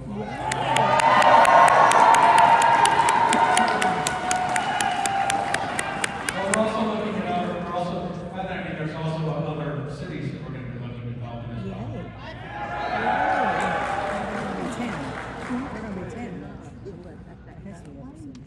So, there's a couple questions. This one's from Chris Malloy. What legal protection do you publicly promise to make before the vote on March 20th to ensure that the University of Dallas will not be negatively impacted by crime and sex trafficking?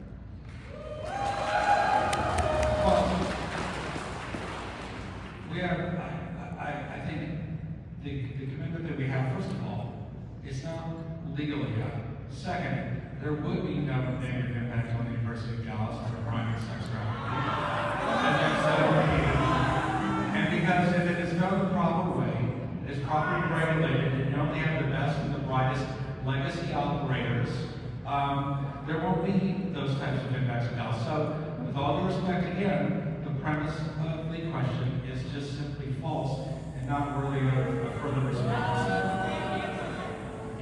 Question from Neil Fernandez. Why are there so many decaying and decrepit buildings on Sands Boulevard in Bethlehem, Pennsylvania? Sands sold, moved on, and left the job undone. How can you trust that one? So, I didn't know, I didn't think, every time of Bethlehem, Pennsylvania, Bethlehem, Pennsylvania, after the creation of Sands Bethlehem, was one of the greatest uplifts of the community. All of the businesses in that area are thriving. There were empty, decrepit businesses in Bethlehem before we built it. That area is thriving. Thriving.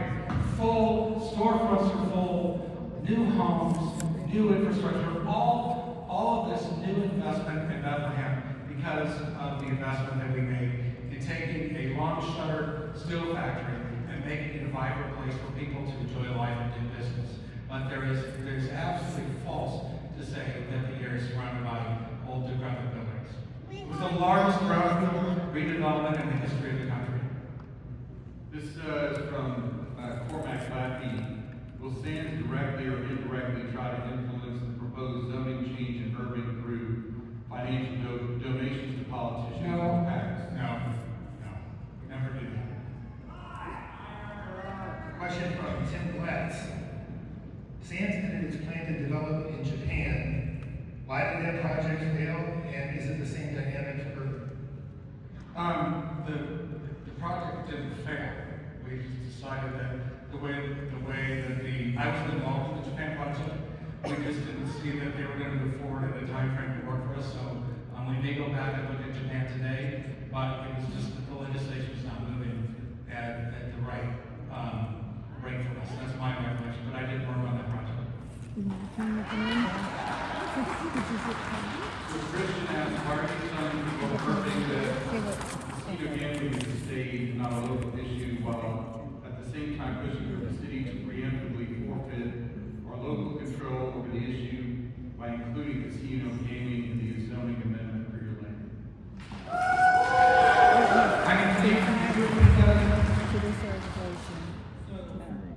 To paraphrase, he's asking if it's a state and not local issue, why are you pushing for the gaming portion to be included in the zoning? Oh, gotcha. Okay. Well, no, it is all about local control. The city of Irving is in complete control of that's why we're here today. It has complete control of everything we do. They're going to hold us accountable for the type of building that we build, the amount of entertainment that we put into it, how it's going to look, how it's going to be built, our impact on roads, our impact on education. There is complete control. When we go to the state for a gaming license application, if we don't demonstrate that we've done everything we can with the local government to make sure they have everything they want in our development, it will hurt us in our license application. So while the state will grant the licenses, the control of what will be developed is entirely local.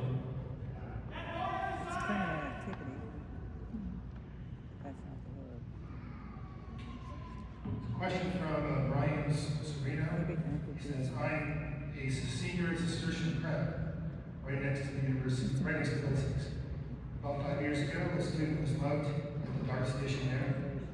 He references a 2006 study by Earl Reynolds and David Mustard, showing a direct increase in crime of all types, 130% increase in robbery, 91% increase in aggravated assault. 5 years after the casino is introduced. So the question is, why this location so close to 3 high schools and the University of Dallas?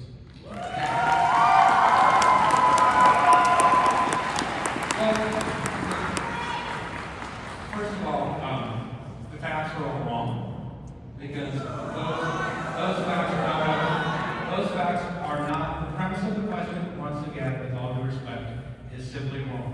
What we will do, if we have the opportunity to go here someday, is listen, there are facilities in Las Vegas that are near universities and near churches and near schools and near elementary schools.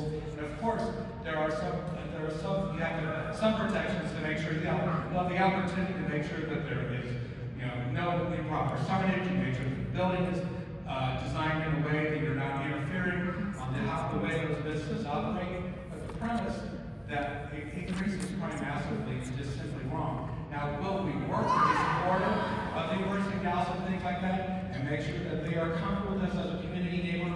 Absolutely. We spend look forward to spending a lot of time working with them to make sure they're comfortable. A simple question from Edna Garcia: how will Irving handle the extra traffic? Well, that will be all part of the traffic study and part of the master plan, which will be required everywhere. Before you go to the state of Texas, before you apply for a license, you will have to demonstrate that your project mitigates all negative impacts you may have on traffic. Question from Mary Simmons, similar to one before. Since this casino will be built so close to several schools and religious communities, what is the Sands Corporation intending to do for these institutions, which will have the greatest impact? Sure, well, I think we'll work with them as much as we can to understand what their concerns are. We'll spend a lot of time meeting with them to understand the type of community partner that we will be, and we'll work with them to make sure they know that we will be partners with them, and they know that they can be comfortable with us being their neighbor. So from Amanda Eddings, when will the casinos be presented to the legislature? And the comment is difficult to decide if we can be in favor of a development without knowing exactly what is or may be built, especially casino gambling. So you Sure. So, one, we don't present the casinos to the legislature to go. The legislature is simply going to put a constitutional amendment on the ballot to give people the right to vote on it.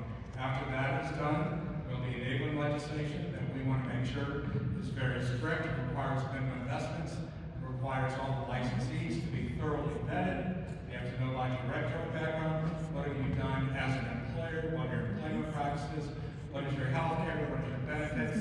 What is your history of building projects like this?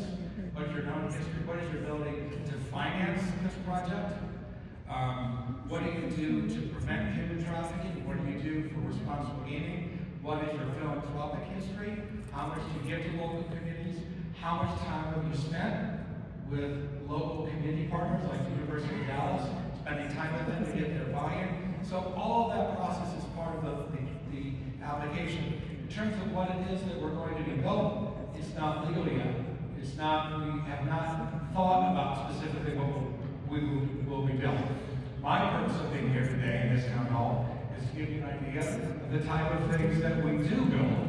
Great retail, great rooms, and understand this is what we could one day envision to build in Irving. But the legislature does not decide. The voters decide if gambling will be legal in Texas.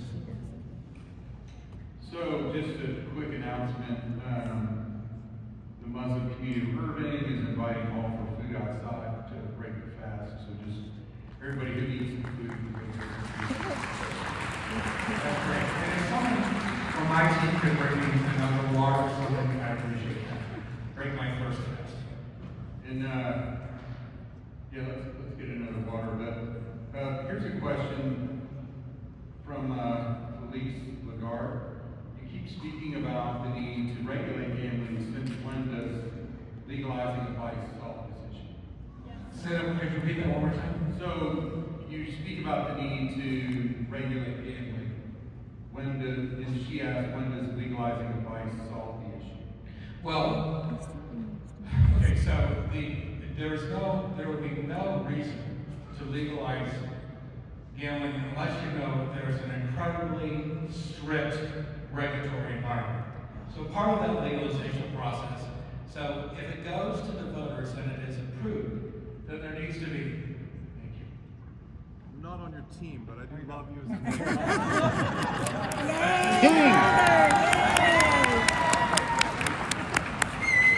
And I'm going to love being your neighbor someday too. So what was the question?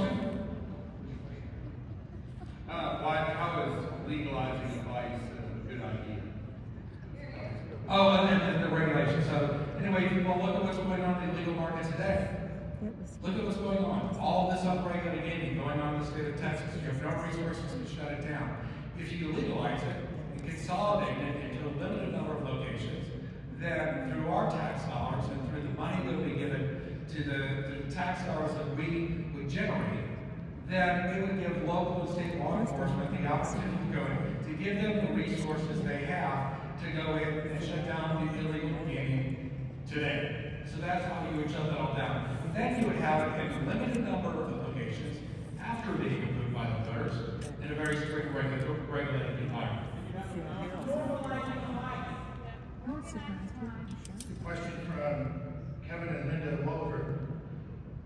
The question revolves around this project and some recent projects that were considered in the city, such as a residential condominium project by the town of Blvd and MacArthur. And the question is, and recently we had a consideration in the city for whether to approve funding for a new city hall. So the question is, have you considered having a local election, a referendum on casinos in Irving? Right. I'm sure the point is here, not just at the state level, but locally. Right. So one of the things that has been discussed, and again, it's up to the legislature to determine what's in the joint resolution, and then the legislature will put through the rules and regulations. So one notion that some legislators believe in, and we don't have any say in how they want to do it, is that if a local government or county, when the Constitutional Amendment passes, one notion is that if a local government or county does not vote in the affirmative for constitutional gaming, then you would not be allowed to build a facility there. That is one notion, that is an option, and some people have discussed another local referendum. Those are all things that can be discussed in the legislative process. So there's a few questions like this. We're here in the convention center, and just a few steps over is a music factory. What are the positives and negatives of competition just directly down the street for these facilities? Right. So I think the benefit for that, as was evidenced in Bethlehem and in Singapore. So when we were building our properties in Bethlehem and also in Singapore, totally different models, there was always a concern, and there is this sort of myth out there, that you bring increased competition and then you suck the life out of what is existing. If you build something like this, a destination resort, why do you want to be in Irving and Dallas-Fort Worth Metroplex? Well, when it comes to the convention trade show business, which we're very good at, we house the largest conventions and trade shows in the world. There are conventions and trade shows that we bring to Las Vegas that fill every room on the Las Vegas Strip. We have our neighbors at Wynn and Treasure Island and Harris next door have full-time staff that are dedicated to just accommodating the guests that we bring in and would fill their hotels with. So what happens when you build these facilities, which was the concern about them, the concern in Singapore, is that more visitation and more tourism increases. A rising tide lifts all boats. So in Singapore, for example, they were concerned that it would impact the average daily rate and the existing hotel inventory and have a negative impact on the retail. The same concern for Bethlehem. All of those indicators went up. The existing businesses thrive. The visitation to Singapore increased. The amount of hotel rooms that were needed to be built to accommodate the increased visitation we brought to Singapore skyrocketed. Additional hotels were built in Bethlehem because of the increased visitation.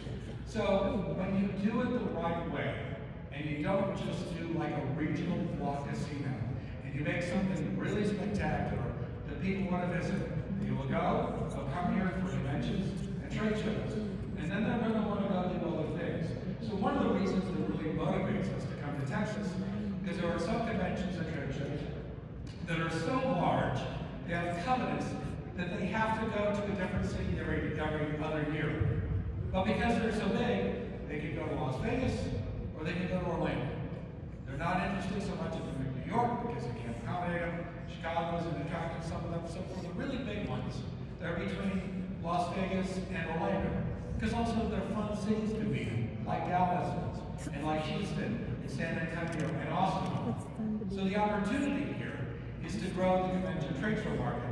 So if we were to build this facility, not only would this building thrive, but all of the businesses around here already existing and future businesses will benefit by the increased visitation we would bring. Question from Gracie Connor.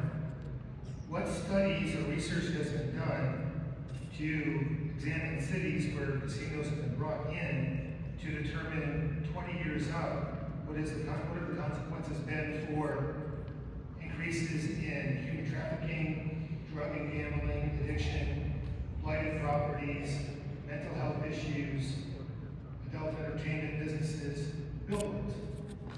Billboards. I don't know if billboards is anything. So I think I've made it perfectly clear. And studies will show that we can provide the studies that it doesn't matter what now. It doesn't, all of them, again, I'm not going to address the notion of the question. I think the real question there is taking away the fact that obviously I've made it very clear that there are a lot of myths about what casino gaming will bring to the community. There is no statistical data that shows there's an increase in crime. The 1 to 2% of people with problem gaming is statistically done by peer reviews by government and non-government organizations, from the Treasury Department to the University of Massachusetts, and study after study after study. It shows all of that is untrue.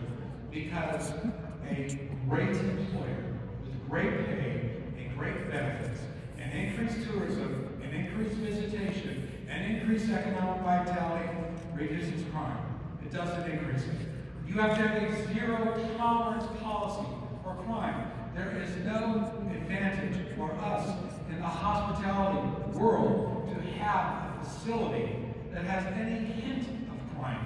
When you come into our buildings, you need to feel safe. Just like you do when you go to a Cowboys game, or you go to Disney World, or you go to Disneyland. There is nothing that is advantageous for us, for people to feel unsafe in our facilities. That is the pledge that we make. That is the way that we operate.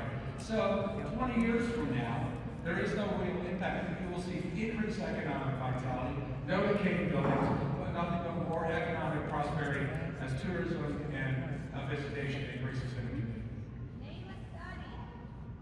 We can make those all available. Happy to. I've got a whole line. We'll provide them for you. Question from Bridget Stoddard. Is it true that the Sands or related companies have spent more than $9 million in lobbying for gambling in the state? On the lobby? Yeah, probably. How much has been spent across? I don't know offhand, but that sounds like a good number. So it says Irving citizens recognize from Dominic Doherty. The Irving citizens recognize that we have little say in whether the state of Texas legalizes gambling. We want to say whether it is approved in our city. Could you encourage the city council and zoning committee to ask their citizens, do we want this? The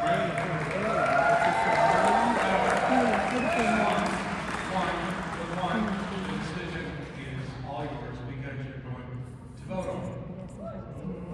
So it is not going to be passed unless you vote on it. And then this is the beginning of a public hearing process. And it's a very transparent process. I'm standing before you here today with just a notional idea that we may spend millions of dollars here someday. But this is the democratic process at work. I'm glad to be a part of it. I respect the people that are opposed to it. Someday we'll continue to work with you. I respect everyone's opinion. But this is why we're here today. That we need to be transparent. Didn't have to be here. Volunteered to be here at the request of you because it's important to you because it's going to be in your district. I will do as many of these town hall meetings as needed to be done until people feel comfortable with us as a community partner. I did it in Bethlehem, Pennsylvania. 800 people in the church is just as concerned concerned as you are. And then 4 years later, after graduating, there were so many people that were in the crowd, like all of you are, with very similar signs. They came up to say, you were a company of your word. You were a man of your word. Everything that you said you would do, you fulfilled, and you become a great political partner. That's what the Indigenous Day. But this is the beginning of a lengthy, transparent, democratic process to make sure that people feel comfortable. Question from Linda Hudson. What other cities have been scouting the sands to develop a similar destination resort in why Irving, Texas? Scouting us. I don't know that, I think there's a lot of different communities that we have engaged with, that people talk to us about, but I don't think there's been any level of scouting or engagement like that with many of the casino operators at all at this stage. This is from Sister Eleanor Gardner. Do the Sands resorts have spaces for religious worship? How have churches, synagogues, and mosques in the community responded to the presence of these resorts? Oh, that's a great question. So, one of the nice things about the meeting convention space that we have, and also if you live in those spaces, you go to Green Valley Ranch or Red Rock, there are so many wonderful religious events that we host, not only, for a family event or weddings or things like that, but obviously the Allison community is active in the Jewish community. We sometimes host from fundraisers to religious events, and we partner with a lot of those organizations and look forward to doing that. Oftentimes it's part of what we do charitably. It's part of what happens within the building in terms of the meeting convention space. So we have great relationships with the synagogues and the churches in Las Vegas and other communities in which we operate, and we embrace them. Question from Vicki Norman. If the Irving City Council approves the zoning change, which would include a gaming component, will you use that to put pressure on the legislature in Austin to approve gaming? No, it's just a notion of getting out. It's a zoning change.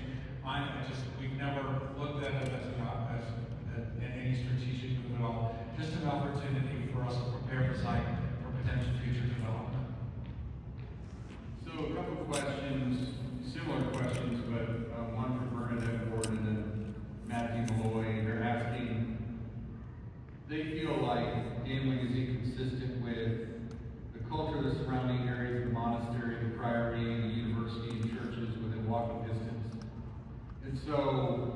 And then one of them asked, would we pay to build a wall around all the University of Dallas and install security, but what would you do to help the community address its concerns? Sure.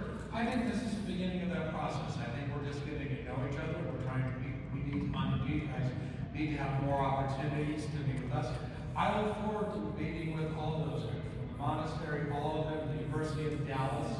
I hope that their door, I would hope, in the spirit of all that they represent and all that they do for the good of humanity and their commitment to their faith, that I look forward to spending time with them and letting them understand how we operate, letting them know how we take care of our employees, I can't wait to tell them about what the family does, taking care of wounded warriors. I can't wait to tell them how they can be partners and learn about what the Allison family is doing to cure incurable diseases. I can't wait to talk to them about what we're doing to help people with problem gaming. I can't wait to have the opportunity to talk to them about how that would be beneficiary to them, how we can work together in the things that they believe in. If they are neighbors, they will become our partners, and we'll work together on things that we mutually agree upon. Question from Thomas Kaiser. What is the Sands response to concerns that if allowed to build a casino in Irving, the Sands interests will dominate the decisions of local government at the expense of other local interests? Or can you name any existing city that has a large-scale destination resort that is not entirely focused in the local government on that resort? It's just another development. You go through the process. The local government we enjoyed, we spent some time with the city of Irving officials. It's a remarkable city. You have a great city council, you have a great mayor, you have a great convention and visitors bureau, you have a fantastic chamber of commerce. This is not a city council that anybody could ever possibly roll over, nor we were trying to do that. They are in charge. They have local control. We are simply against a potential investor in the community. So we're just another developer in the long list of developers. We are going to be beholden to the city of Irving and the leadership of this community, as well as the people in this community and other community partners, and the neighbors of which we hope to operate there someday. This is from me and Devlin. How can you ensure that the short-term economic benefit of the rezoning won't have a greater long-term loss due to major companies no longer finding Irving to be a good location attractive to employees? We cannot lose McKesson and Caterpillar for gaming. I don't think there's ever been a zoning change that has ever had any sort of impact on future economic development. The purpose of zoning changes is to encourage potential economic development. Again, once again, with all due respect, the premise of the question is just wrong. From Lisa Lazar, since gambling is not legal in Texas and has not been approved by the House or the Senate, why ask for that here? Why ask what? Why ask for gaming to be included in this zoning package? Why are we doing that? Yeah. Because we believe that someday it will happen. We may and may or may not happen. But we, as I said earlier, and I'll say it again, this is the beginning of a long process that if the legislature puts it on the ballot, if the voters approve it, if the enabling legislation is designed in a way that requires minimum investments, requires puts it forth the framework, we won't invest in the brightest operate. If the tax rate is done away, if we know that it will be matched the strict regulatory environments in which we are allowed to operate. If the zone, let's be perfectly clear, if there was anything that the state of Texas did that does not meet the criteria of the strict regulation in the other jurisdictions in which we operate, we would not be able or be allowed to invest here. So the regulatory environment is very important. I don't think any answer. Repeat the question one more time for me. If it's not legal now, Oh, right. Yeah. why do you even ask? Right, so we're here because, as we said, you have a lot of concerns. We're here to begin to address those concerns someday if it is legal.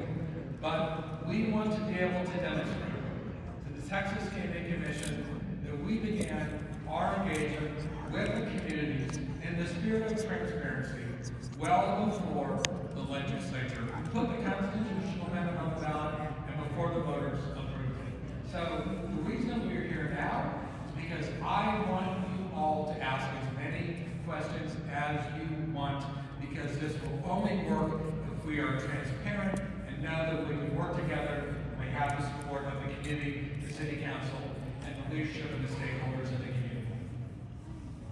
So Elena Blake asked, Jacko Booyens is the leading anti-human sex trafficking organization in Irving in the country. How much money is the Sands, if you know, donated to this organization? What was the group again? It's called Jacko Booyens. I don't know. I do know that in the last couple of weeks, some of the people in my team met with some local NGOs that give support to people that are victims of human trafficking. I'm not sure which ones my team met with, but the report back was, go see these groups as soon as possible. We need to be supportive of them. Christina Lynn, who was supposed to be here tonight, but her flight was canceled because of the wind coming in from traveling in from us. So here we're going to talk about that. We have a great relationship with one of these facilities in Austin. We kind of keep them anonymous. And she did meet with two of the facilities here located under the name. But absolutely, we look forward to touring it, meeting them, because I understand the work that they do is unbelievable. For Mike Booyan, the question is directed to, why does, let me answer this way, How would this affect South Irving in particular? How would it affect South Irving? South Irving in particular. South Irving in particular? I don't know, it's hard, I mean, I don't have to answer that specifically what the impact would be. I would just say that, generally speaking, as I've said earlier, that this type of investment with the increased visitation and property tax revenue and money for schools and money for everyone, a rising tide lifts all boats. So the stronger that this location is and the more resources we provide to the city of Irving, it will benefit all elements of the city. If the person was to reach out to me later and talk specifically about the concern about South Irving, happy to have a further discussion. So Chris Malloy asks, why were over 100 arrests for prostitution at Venetian Macau owned by the Sands in 2010? I'm not familiar with that, but I think that because the regulatory system and our law enforcement mechanisms work, it's a zero tolerance policy. So they were arrested because they were committing prostitution, and we had them arrested. That's the way it's supposed to work. From Sarah Sikora, if the city council votes against gaming, will the Sands still invest developing in Irving? You know, it is just simply a zoning change at this point. So we're negotiating, obviously we've invested money in the property. We're looking to invest in it and looking at all the options. So we haven't actually had that discussion. Ashley Ellis asks if Hollister University in Long Island, New York is vigorously opposing the Sands Resort Casino. They're joined by local schools, businesses, and officials. Why are you trying to force the community to accept you as a neighbor? Right. The community support that we have, well, they still there. They don't know who we are. And again, oftentimes, let's just be perfectly clear, there's a lot of the opposite. So there's simply two things that happen. One, over the course of time, the amount of community support that we have for our potential facility in Long Island is far greater than the opposition. And we've demonstrated that very clearly, as we'll demonstrate someday if we play for a gaming license. Are there still some elements of people in Long Island that are opposed, as people have objected here today? Right, that's their right. Do we have far more support from community groups in Long Island for our facility? Yes. Are there some that are opposed? There certainly are, but there are far more supportive than are against it. We're against it for most. Question from David Thomas. Given that the state has been unable to generate meaningful revenue from the lottery, why would casinos be any different? I don't think it's true that the state doesn't have revenue from the lottery. This is false. And to that point, any expectation for what revenues will be generated for the benefit of the city? Well, I think I went through some of the numbers. It's going to be billions of dollars of revenue in the course of time. It'll be a huge source of revenue for the state of Texas as well as the city of Irving someday potentially. Tess Ellis asks if the Sands tries to build a casino on the same scale as its other casinos in Singapore and Macau that will dominate the skyline and obstruct views in Irving. If our community is not attracted by enormity, luxury, or opulence and indulgence, considering it dangerous, how will you accommodate the community? Well, that's the beginning of this process. We've got to work with the local government. We've got to have local approvals. That's what the beginning of this process is with your zoning commission. We have to work with the city council. We have to work with them every day. We've got to work with neighbors. Whatever we build, it has to blend into the community. So, for example, when we bought, as I said, Singapore wanted something that was beautifully iconic. So we did something beautifully iconic. Macau, they wanted something that was themed. So we built wonderfully themed facilities.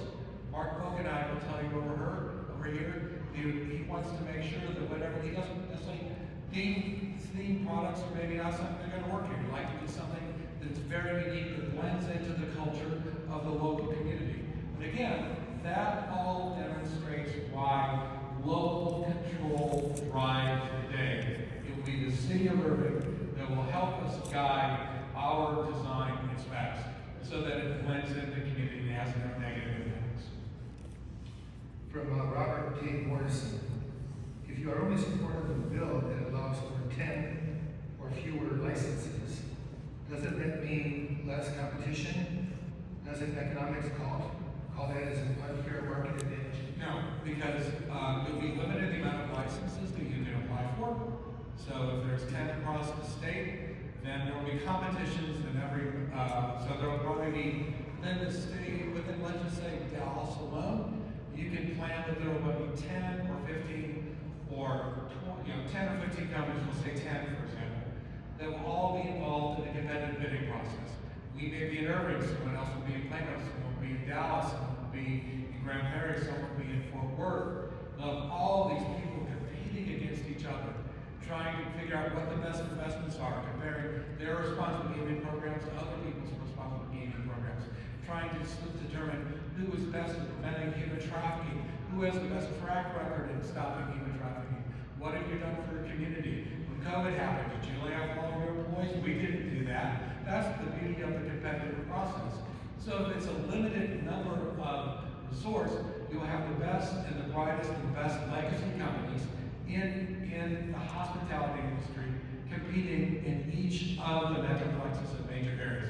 It will actually drive more competition because the limited number will be more coveted and more sought after and will drive a much better, cleaner, competitive process where only the best person wins. The next question is really, maybe not for you, so maybe I'll help answer this, but I'm going to read it out to you. Lauren Ellis asks, if zoning votes no next week, will those no votes be kicked off the zoning committee and new members be put in until a yes vote is obtained? Is the zoning vote next week a final vote on zoning? And it asks, I guess P&Z members are appointed on a month-to-month basis. So you're going to break, there's two rules that I've always had when I do these things. One, I'm not going to answer ever a question about the creative look. Two, I'm not touching the question. So I can't answer that. Yeah, the zoning commission, That's not a question for me, for sure. in my view, would not be removed. They're free to vote as they want, and the city council pretty much always has the final say.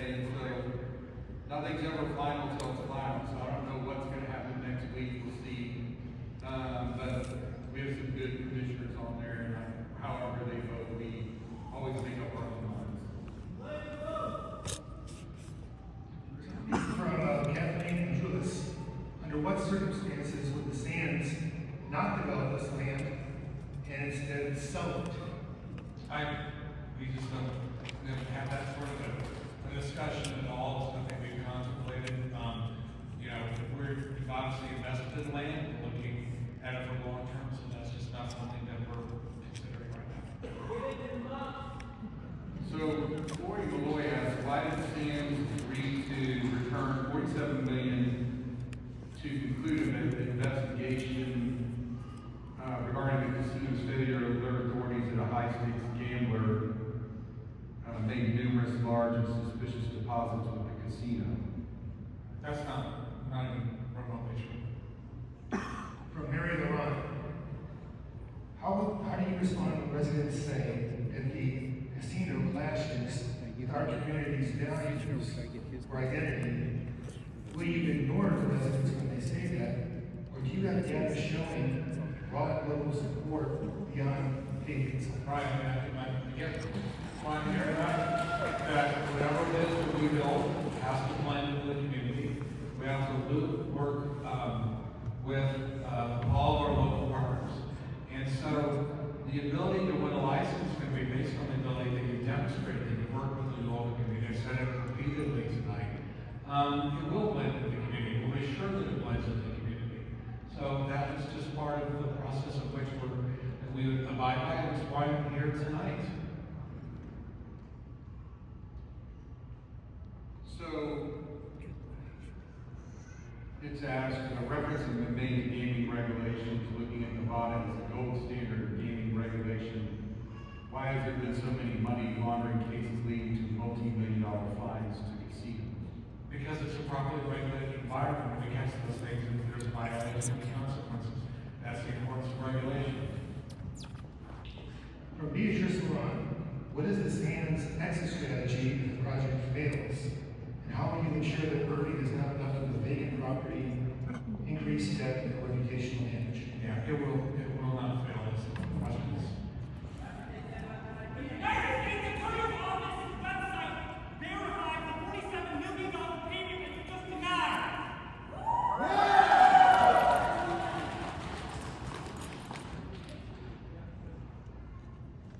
So this question is, why are you trying to homogenize the diversity of components, especially those that directly oppose you? Could you say that one more time? Why are you trying to homogenize the diverse communities that call Irving home, especially those that directly oppose you?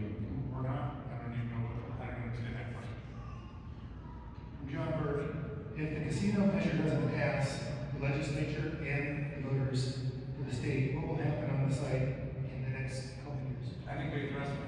First of all, in the next couple of years, nothing is going to be passed. There's no potential for development in the next couple of years. So clearly, this is a long-term investment. So the timelines are off. We're looking to develop. We're looking to do site work. So obviously, there are some ideas we have for the site, but the timeline of those are that question is a little bit off. How will you directly support the mom and pop businesses owned by diverse families in Irving? Great. So again, the rising tide lifts all boats. The more people that we bring, the more visitation there is. The more people that visit in the area, the greater the spillover effects. So if you go wherever there is properly built facilities, you can see that they're all surrounded by thriving businesses. It happens in Las Vegas. It happens in Bethlehem. It happens across the river from where I grew up in Omaha, Nebraska, down to Los Iowa. So rising tide lifts all boats. So more jobs, more economic opportunity, more visitation, more tourism only lifts the opportunities for those other businesses and helps them grow. From James Baskin, if another developer wins a license to develop a destination luxury casino resort at the Choctaw Stadium site in Arlington, how will that affect your plans? Well, I mean, that'd be the open competition. So the question is, if you don't win the license, you don't win the license. You're out of the game. Kind of an existential question, it looks like. So if the Sands cares so deeply about employment, why do you support gambling on activity that takes money from or gives money to people without any merit or work? Building work ethics in the community is not enhanced with gambling. The premise of that question is just simply wrong. We're one of the most highly regarded employers in the world. As I said, kept everybody employed when we shut down during COVID. So the notion of that question is just wrong. From Gabriel Malloy, the question is a concern that Sands could try to exercise some right of eminent domain. No. Sands can't do From Sarah Berry, given that economists have found only modest increases to retail property values and no increases in residential property values, what financial support can Sands offer over and above tax revenues? Well, it does increase home values. Making a thriving community that has better schools, better police protection, better hospitals, better infrastructure, increased visitation, all of those things that are driven by the property tax revenues that we generate, other taxes we generate, takes care of all those issues. Next question. From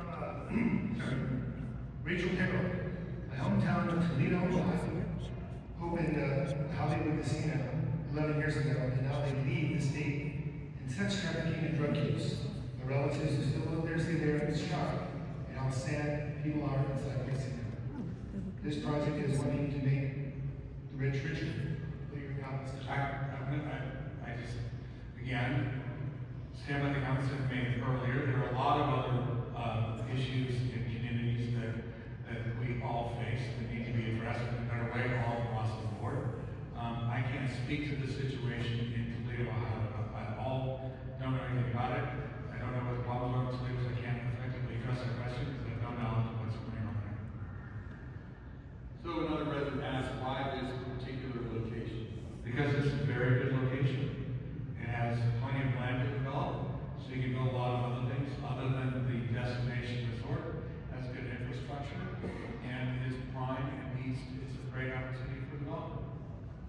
It is a prime location.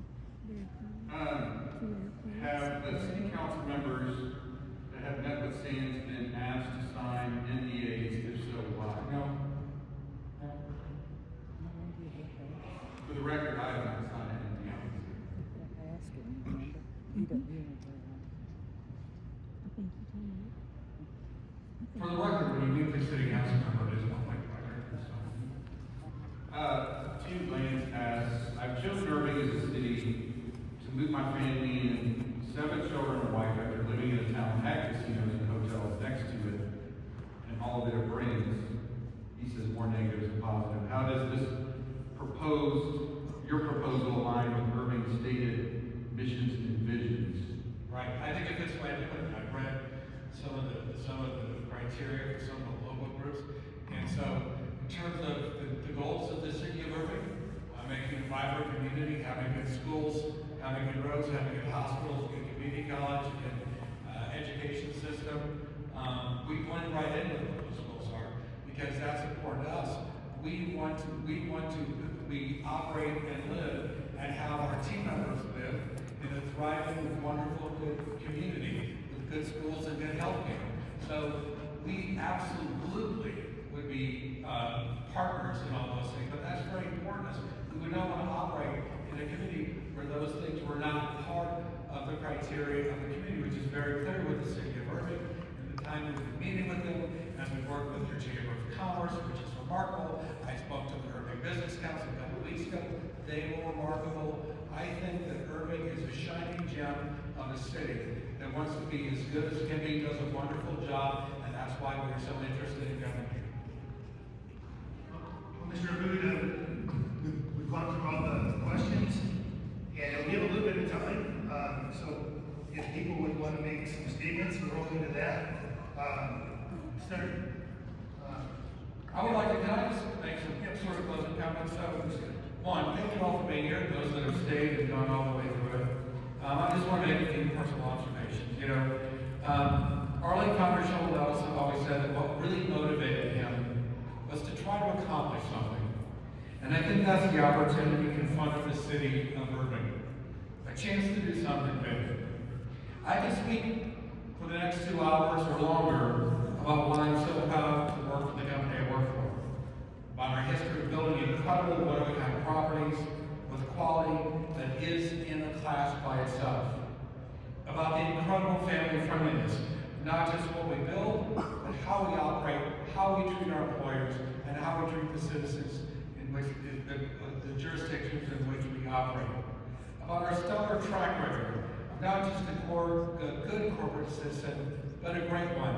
Bringing wounded warriors to Las Vegas from burn centers in San Antonio, from the Walter Reed Medical Center, for what the family does to treat incurable diseases, for what the family does to fight addiction, for what they do for so many different people across the world, and what all our companies do in charitable endeavors and where we operate. I can go on and on about my feelings and what we do and how we do it. But the truth is, you care about what it means for you and your community, as you demonstrated here tonight. What it means is thousands of new jobs, more tourism, seeing small business grow and thrive, and overall tremendous economic activity. It means more revenue for things like police, parks, street maintenance, healthcare, and better education programs for your school district. In other words, you care about projects like these because they make your life better. And that's why I thank the council member and the city for this opportunity to hear directly from us, and we've been able to hear directly from you. And we'll be doing this again over and over.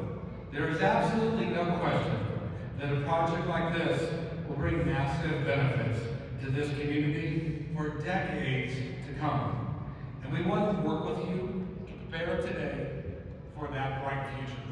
So I thank you for the opportunity you've given me. I look forward to meeting with many of you again in the future. And just let this be known that this is the beginning of a long, thorough, transparent process of community engagement pledged to us by our company. Thank you.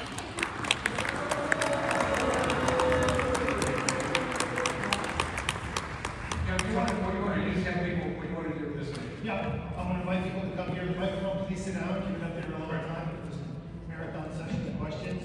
But as I said before at the beginning, there'll be opportunities for public statements at the DNC meeting on Monday, the city council meeting on Thursday. But people will want to come up for a minute at a time and make a statement to Mr. Hood is here. And I'll invite people to come up here to these two microphones. And please keep it to a minute, just so everybody who wants to speak. When you come up, please give your name and address. I'm Robert Hanson at 103 East Highland Drive in Irving, 75062. I very much appreciate your kindness in your answers. I appreciate the Muslim community for providing this lovely discussion. But I hear you over and over again saying, well, there are regulations and there are systems in place to prevent and capture the criminals and catch the malfeasance that's going on. Does it just say that there's so much of that built into the whole gaming industry that they have to have so many systems to prevent this and to catch those people and who gets prosecuted? I haven't seen prosecution in it. But what I have seen, I was gone from Irving for 10 years, over 10 years, and I came back. I raised my family here, and I came back to love this community, and it had radically changed. And noticed within a few days of having arrived back here that something was very different. And it took me a while to put my finger on it. All that had changed was the city of Irving had allowed alcohol to be sold in the city. And all of a sudden, I've seen all sorts of problems that I never saw before in the community when I had been here before. And the only one change was the sale of alcohol. Doesn't gaming have so many more, so many more? Right. Thank you, Robert. I think I'm talking along with you. Thank you for speaking your mind. My name is Michelle Thomas, and I live on Southern Drive in Irving, Texas. And my question is, I heard you talk about on several occasions of how that the casinos would not bring more crime, and that it would enable us, and I'm paraphrasing that, enable us to be able to fight the illegal gambling. But I would like for you to explain to us really how legalizing gambling is going to help improve the problem of illegal gambling, other than you have legal addicts to gambling, opposed to gambling. Take that comment and answer your question. It's such an important question, and thank you for answering that question. Because right now, the state of Texas and local authorities simply don't have the resources to shut all this illegal operation down. There are two groups, so they don't have the resources to do it. So part of what the enabling legislation would do, the Texas Gaming Commission do, and would be written, I believe, into the Constitution that way, but part of the measure is that not only when gaming is legalized, will it be legalized, and revenue is generated from the casinos, not only is the state and the Gaming Commission obligated to regulate and grant the licenses, money generated from the increased revenue from the casinos must be dedicated to shutting down the illegal market, so that state and local authorities finally have the resources under one umbrella, one organized effort to shut all of that down. Mr. Blvd has an interview to go to in a few minutes, so we'll allow the folks here that are in line to come in and speak for a minute, and then we'll wrap up tonight. And you're free to speak for less than a minute too, if you need. Hi, my name is Austin Lemke. I'm from Garland. I have a question here for you. Given that the casino site, the proposed casino site, is so close, as many people have mentioned, to many religious communities in Irving, such as the Cistercian Avenue, do you personally believe that gambling is spiritually and psychologically healthy for human beings? Great. Well, any form of entertainment that you enjoy gives you happiness. So yes, I do believe that it does make people happy. Related to the, Is it healthy? Is it psychologically healthy? I think It's spiritually healthy. I think being happy is healthy. And I think entertainment is healthy. Next speaker, please. My name is Deborah Goodman, and I live in East Irving. And my question is, have you done a septic study on the location that you guys are planning on or trying to build a casino? Are you familiar with what a septic study is? Where you can ask the police department to do a crime prevention through environmental design? Is a crime prevention study? Oh, yeah. Well, I mean, The police department does a study called Yeah. crime prevention through environmental design, and they pull up all the local data, what's already going on, and how this would affect that community, and how, where do you have prostitutes right now? you know, I give it something. Yeah, we would work with them on something like She's that. not done that. Well, no, we don't even have time. Yep. My name is Ross Bay, 2700 on Avenue, Irving, Texas. I've been in Irving since '99, so that's more than 25 years. A family of four, expecting a daughter coming. And what's happened in Vegas stays in Vegas. But I want to tell you something. We'd like to thank you for the Muslims and for the Catholics to bring fast today together. Yes. So that's an opportunity for us. Number one. Number two, back in 2004, the city united the Muslims and the Baptists for the alcohol ordinance when it was a dry city. Today, 2025, we're uniting the Muslims and the Catholics against gambling. Thank you again. As you said, I've done many of these town hall meetings in my life. Never before a crowd that was fasting during my presentation. So I've got people got something to eat. The last thing I need is a group of angry citizens. Hello, my name is Nathan Joy. I live at 5244 Weiss Lane. I live within eyesight of your new development or potential development. You talked a lot about how at your location at the resort, you will control crime, human trafficking, and so forth.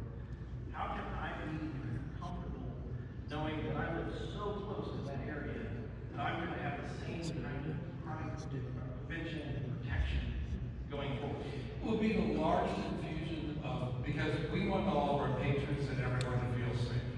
So, of course, when there is a large increase in visitation in any area, if you go to, it's like if you go to a high school football game, there's a police presence. If you go to a Cowboys game, there's a police presence. If you go to a SMU game, there's a police presence. When there's an increase in traffic of people, you have to have an increase of law enforcement to make sure that everything is safe. That is what happens with a facility like this. We're no different than an amusement park or a professional sport. So the amount of law enforcement, they'll be able to make sure that people are safe, to make sure the traffic flows, to make sure that people feel safe, will actually, I think, as a neighbor, make you feel more comfortable. And I think you'll be very proud of the amount of law enforcement and security that will be provided. Right, we got two more. My name is Chris Malloy, 1607 Live Oak.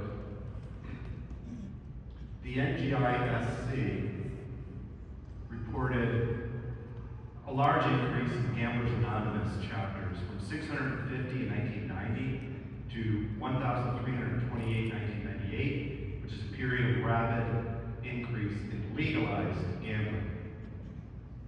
By contrast, July 1st, 2000, South Carolina banned slot machines by court order. 6 months later, the number of Gamblers Anonymous groups dropped off from 32 to 11. The attendance fell from the size of 40 to as few as 1 or 2. Bridwell in 2002.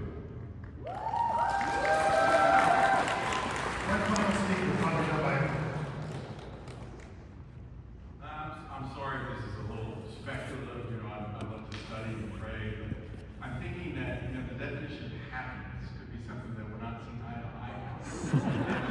You know, in my own life, and you know, personally, and also just pastorally, I've met a lot of people who do things that feel good in the short term, but are really sad and miserable. I see lots of addiction with phones and gaming, all kinds of behaviors, and it just strikes me as I would find it difficult if you believe that happiness was simply doing something that in the moment And so I'm wondering, can you give us a vision of what you really think happiness is and why these kinds of addictive behaviors you think would actually contribute to it? Right, what a beautiful, eloquent question, and I appreciate that. So, I mean, my idea of happiness is not only good health, and good health, not only good physical health, but good mental health. My idea of happiness is in a relationship with your family, that you nurture and care for each other, that you believe in things spiritually, if that is what motivates you, that you take care of each other in good times and in bad. I think happiness is all about good health. And I think that is something that we believe in so strongly. I appreciate so much your question, that our passion for good health and our belief in good health is demonstrated in the way the company operates. As I mentioned to you, Dr. Ellison has 2 drug rehab clinics and takes care of heroin addicts in Tel Aviv and Las Vegas. They have a medical foundation that is funded by hundreds of millions of dollars, seeking cures and finding and funding the research for all these incurable diseases that plague the world. And so what they learned when they were blessed with great wealth, and both of them really coming from very modest resources, what is the obligation? What do we do with the happiness that we have achieved through financial success? What is our obligation to humanity? What can we do that other people can't do? Well, we have a unique ability to focus on incurable diseases. And they went across the country, they went to all these different research institutions that focus on incurable diseases. And they saw that one university, let's say they're focusing on macular degeneration, or ovarian cancer, or Alzheimer's, or cognitive disease. All these different universities would be doing research and would, when they got to a certain point, they would hoard their information because they needed that data to go to the next level of funding. What a crazy process that was.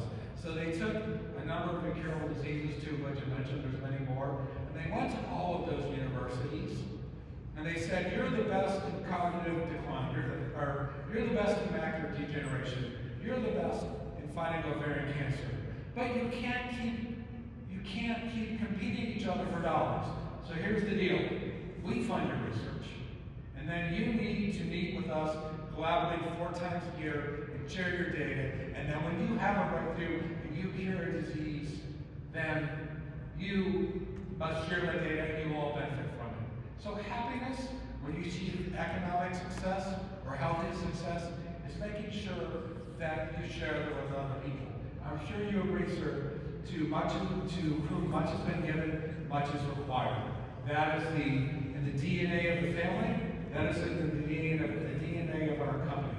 So we believe that hospitality and having fun brings happiness. For those people that feel sad, that have drank too much, that have maybe gambled too much, because we care so much about happiness. We train our employees to spot all of those things and make sure that we take care of those people. We believe happiness in our employees makes happy guests. That's why we have the highest paying benefits everywhere we operate. That's why we kept everybody employed during COVID after everyone was laid off.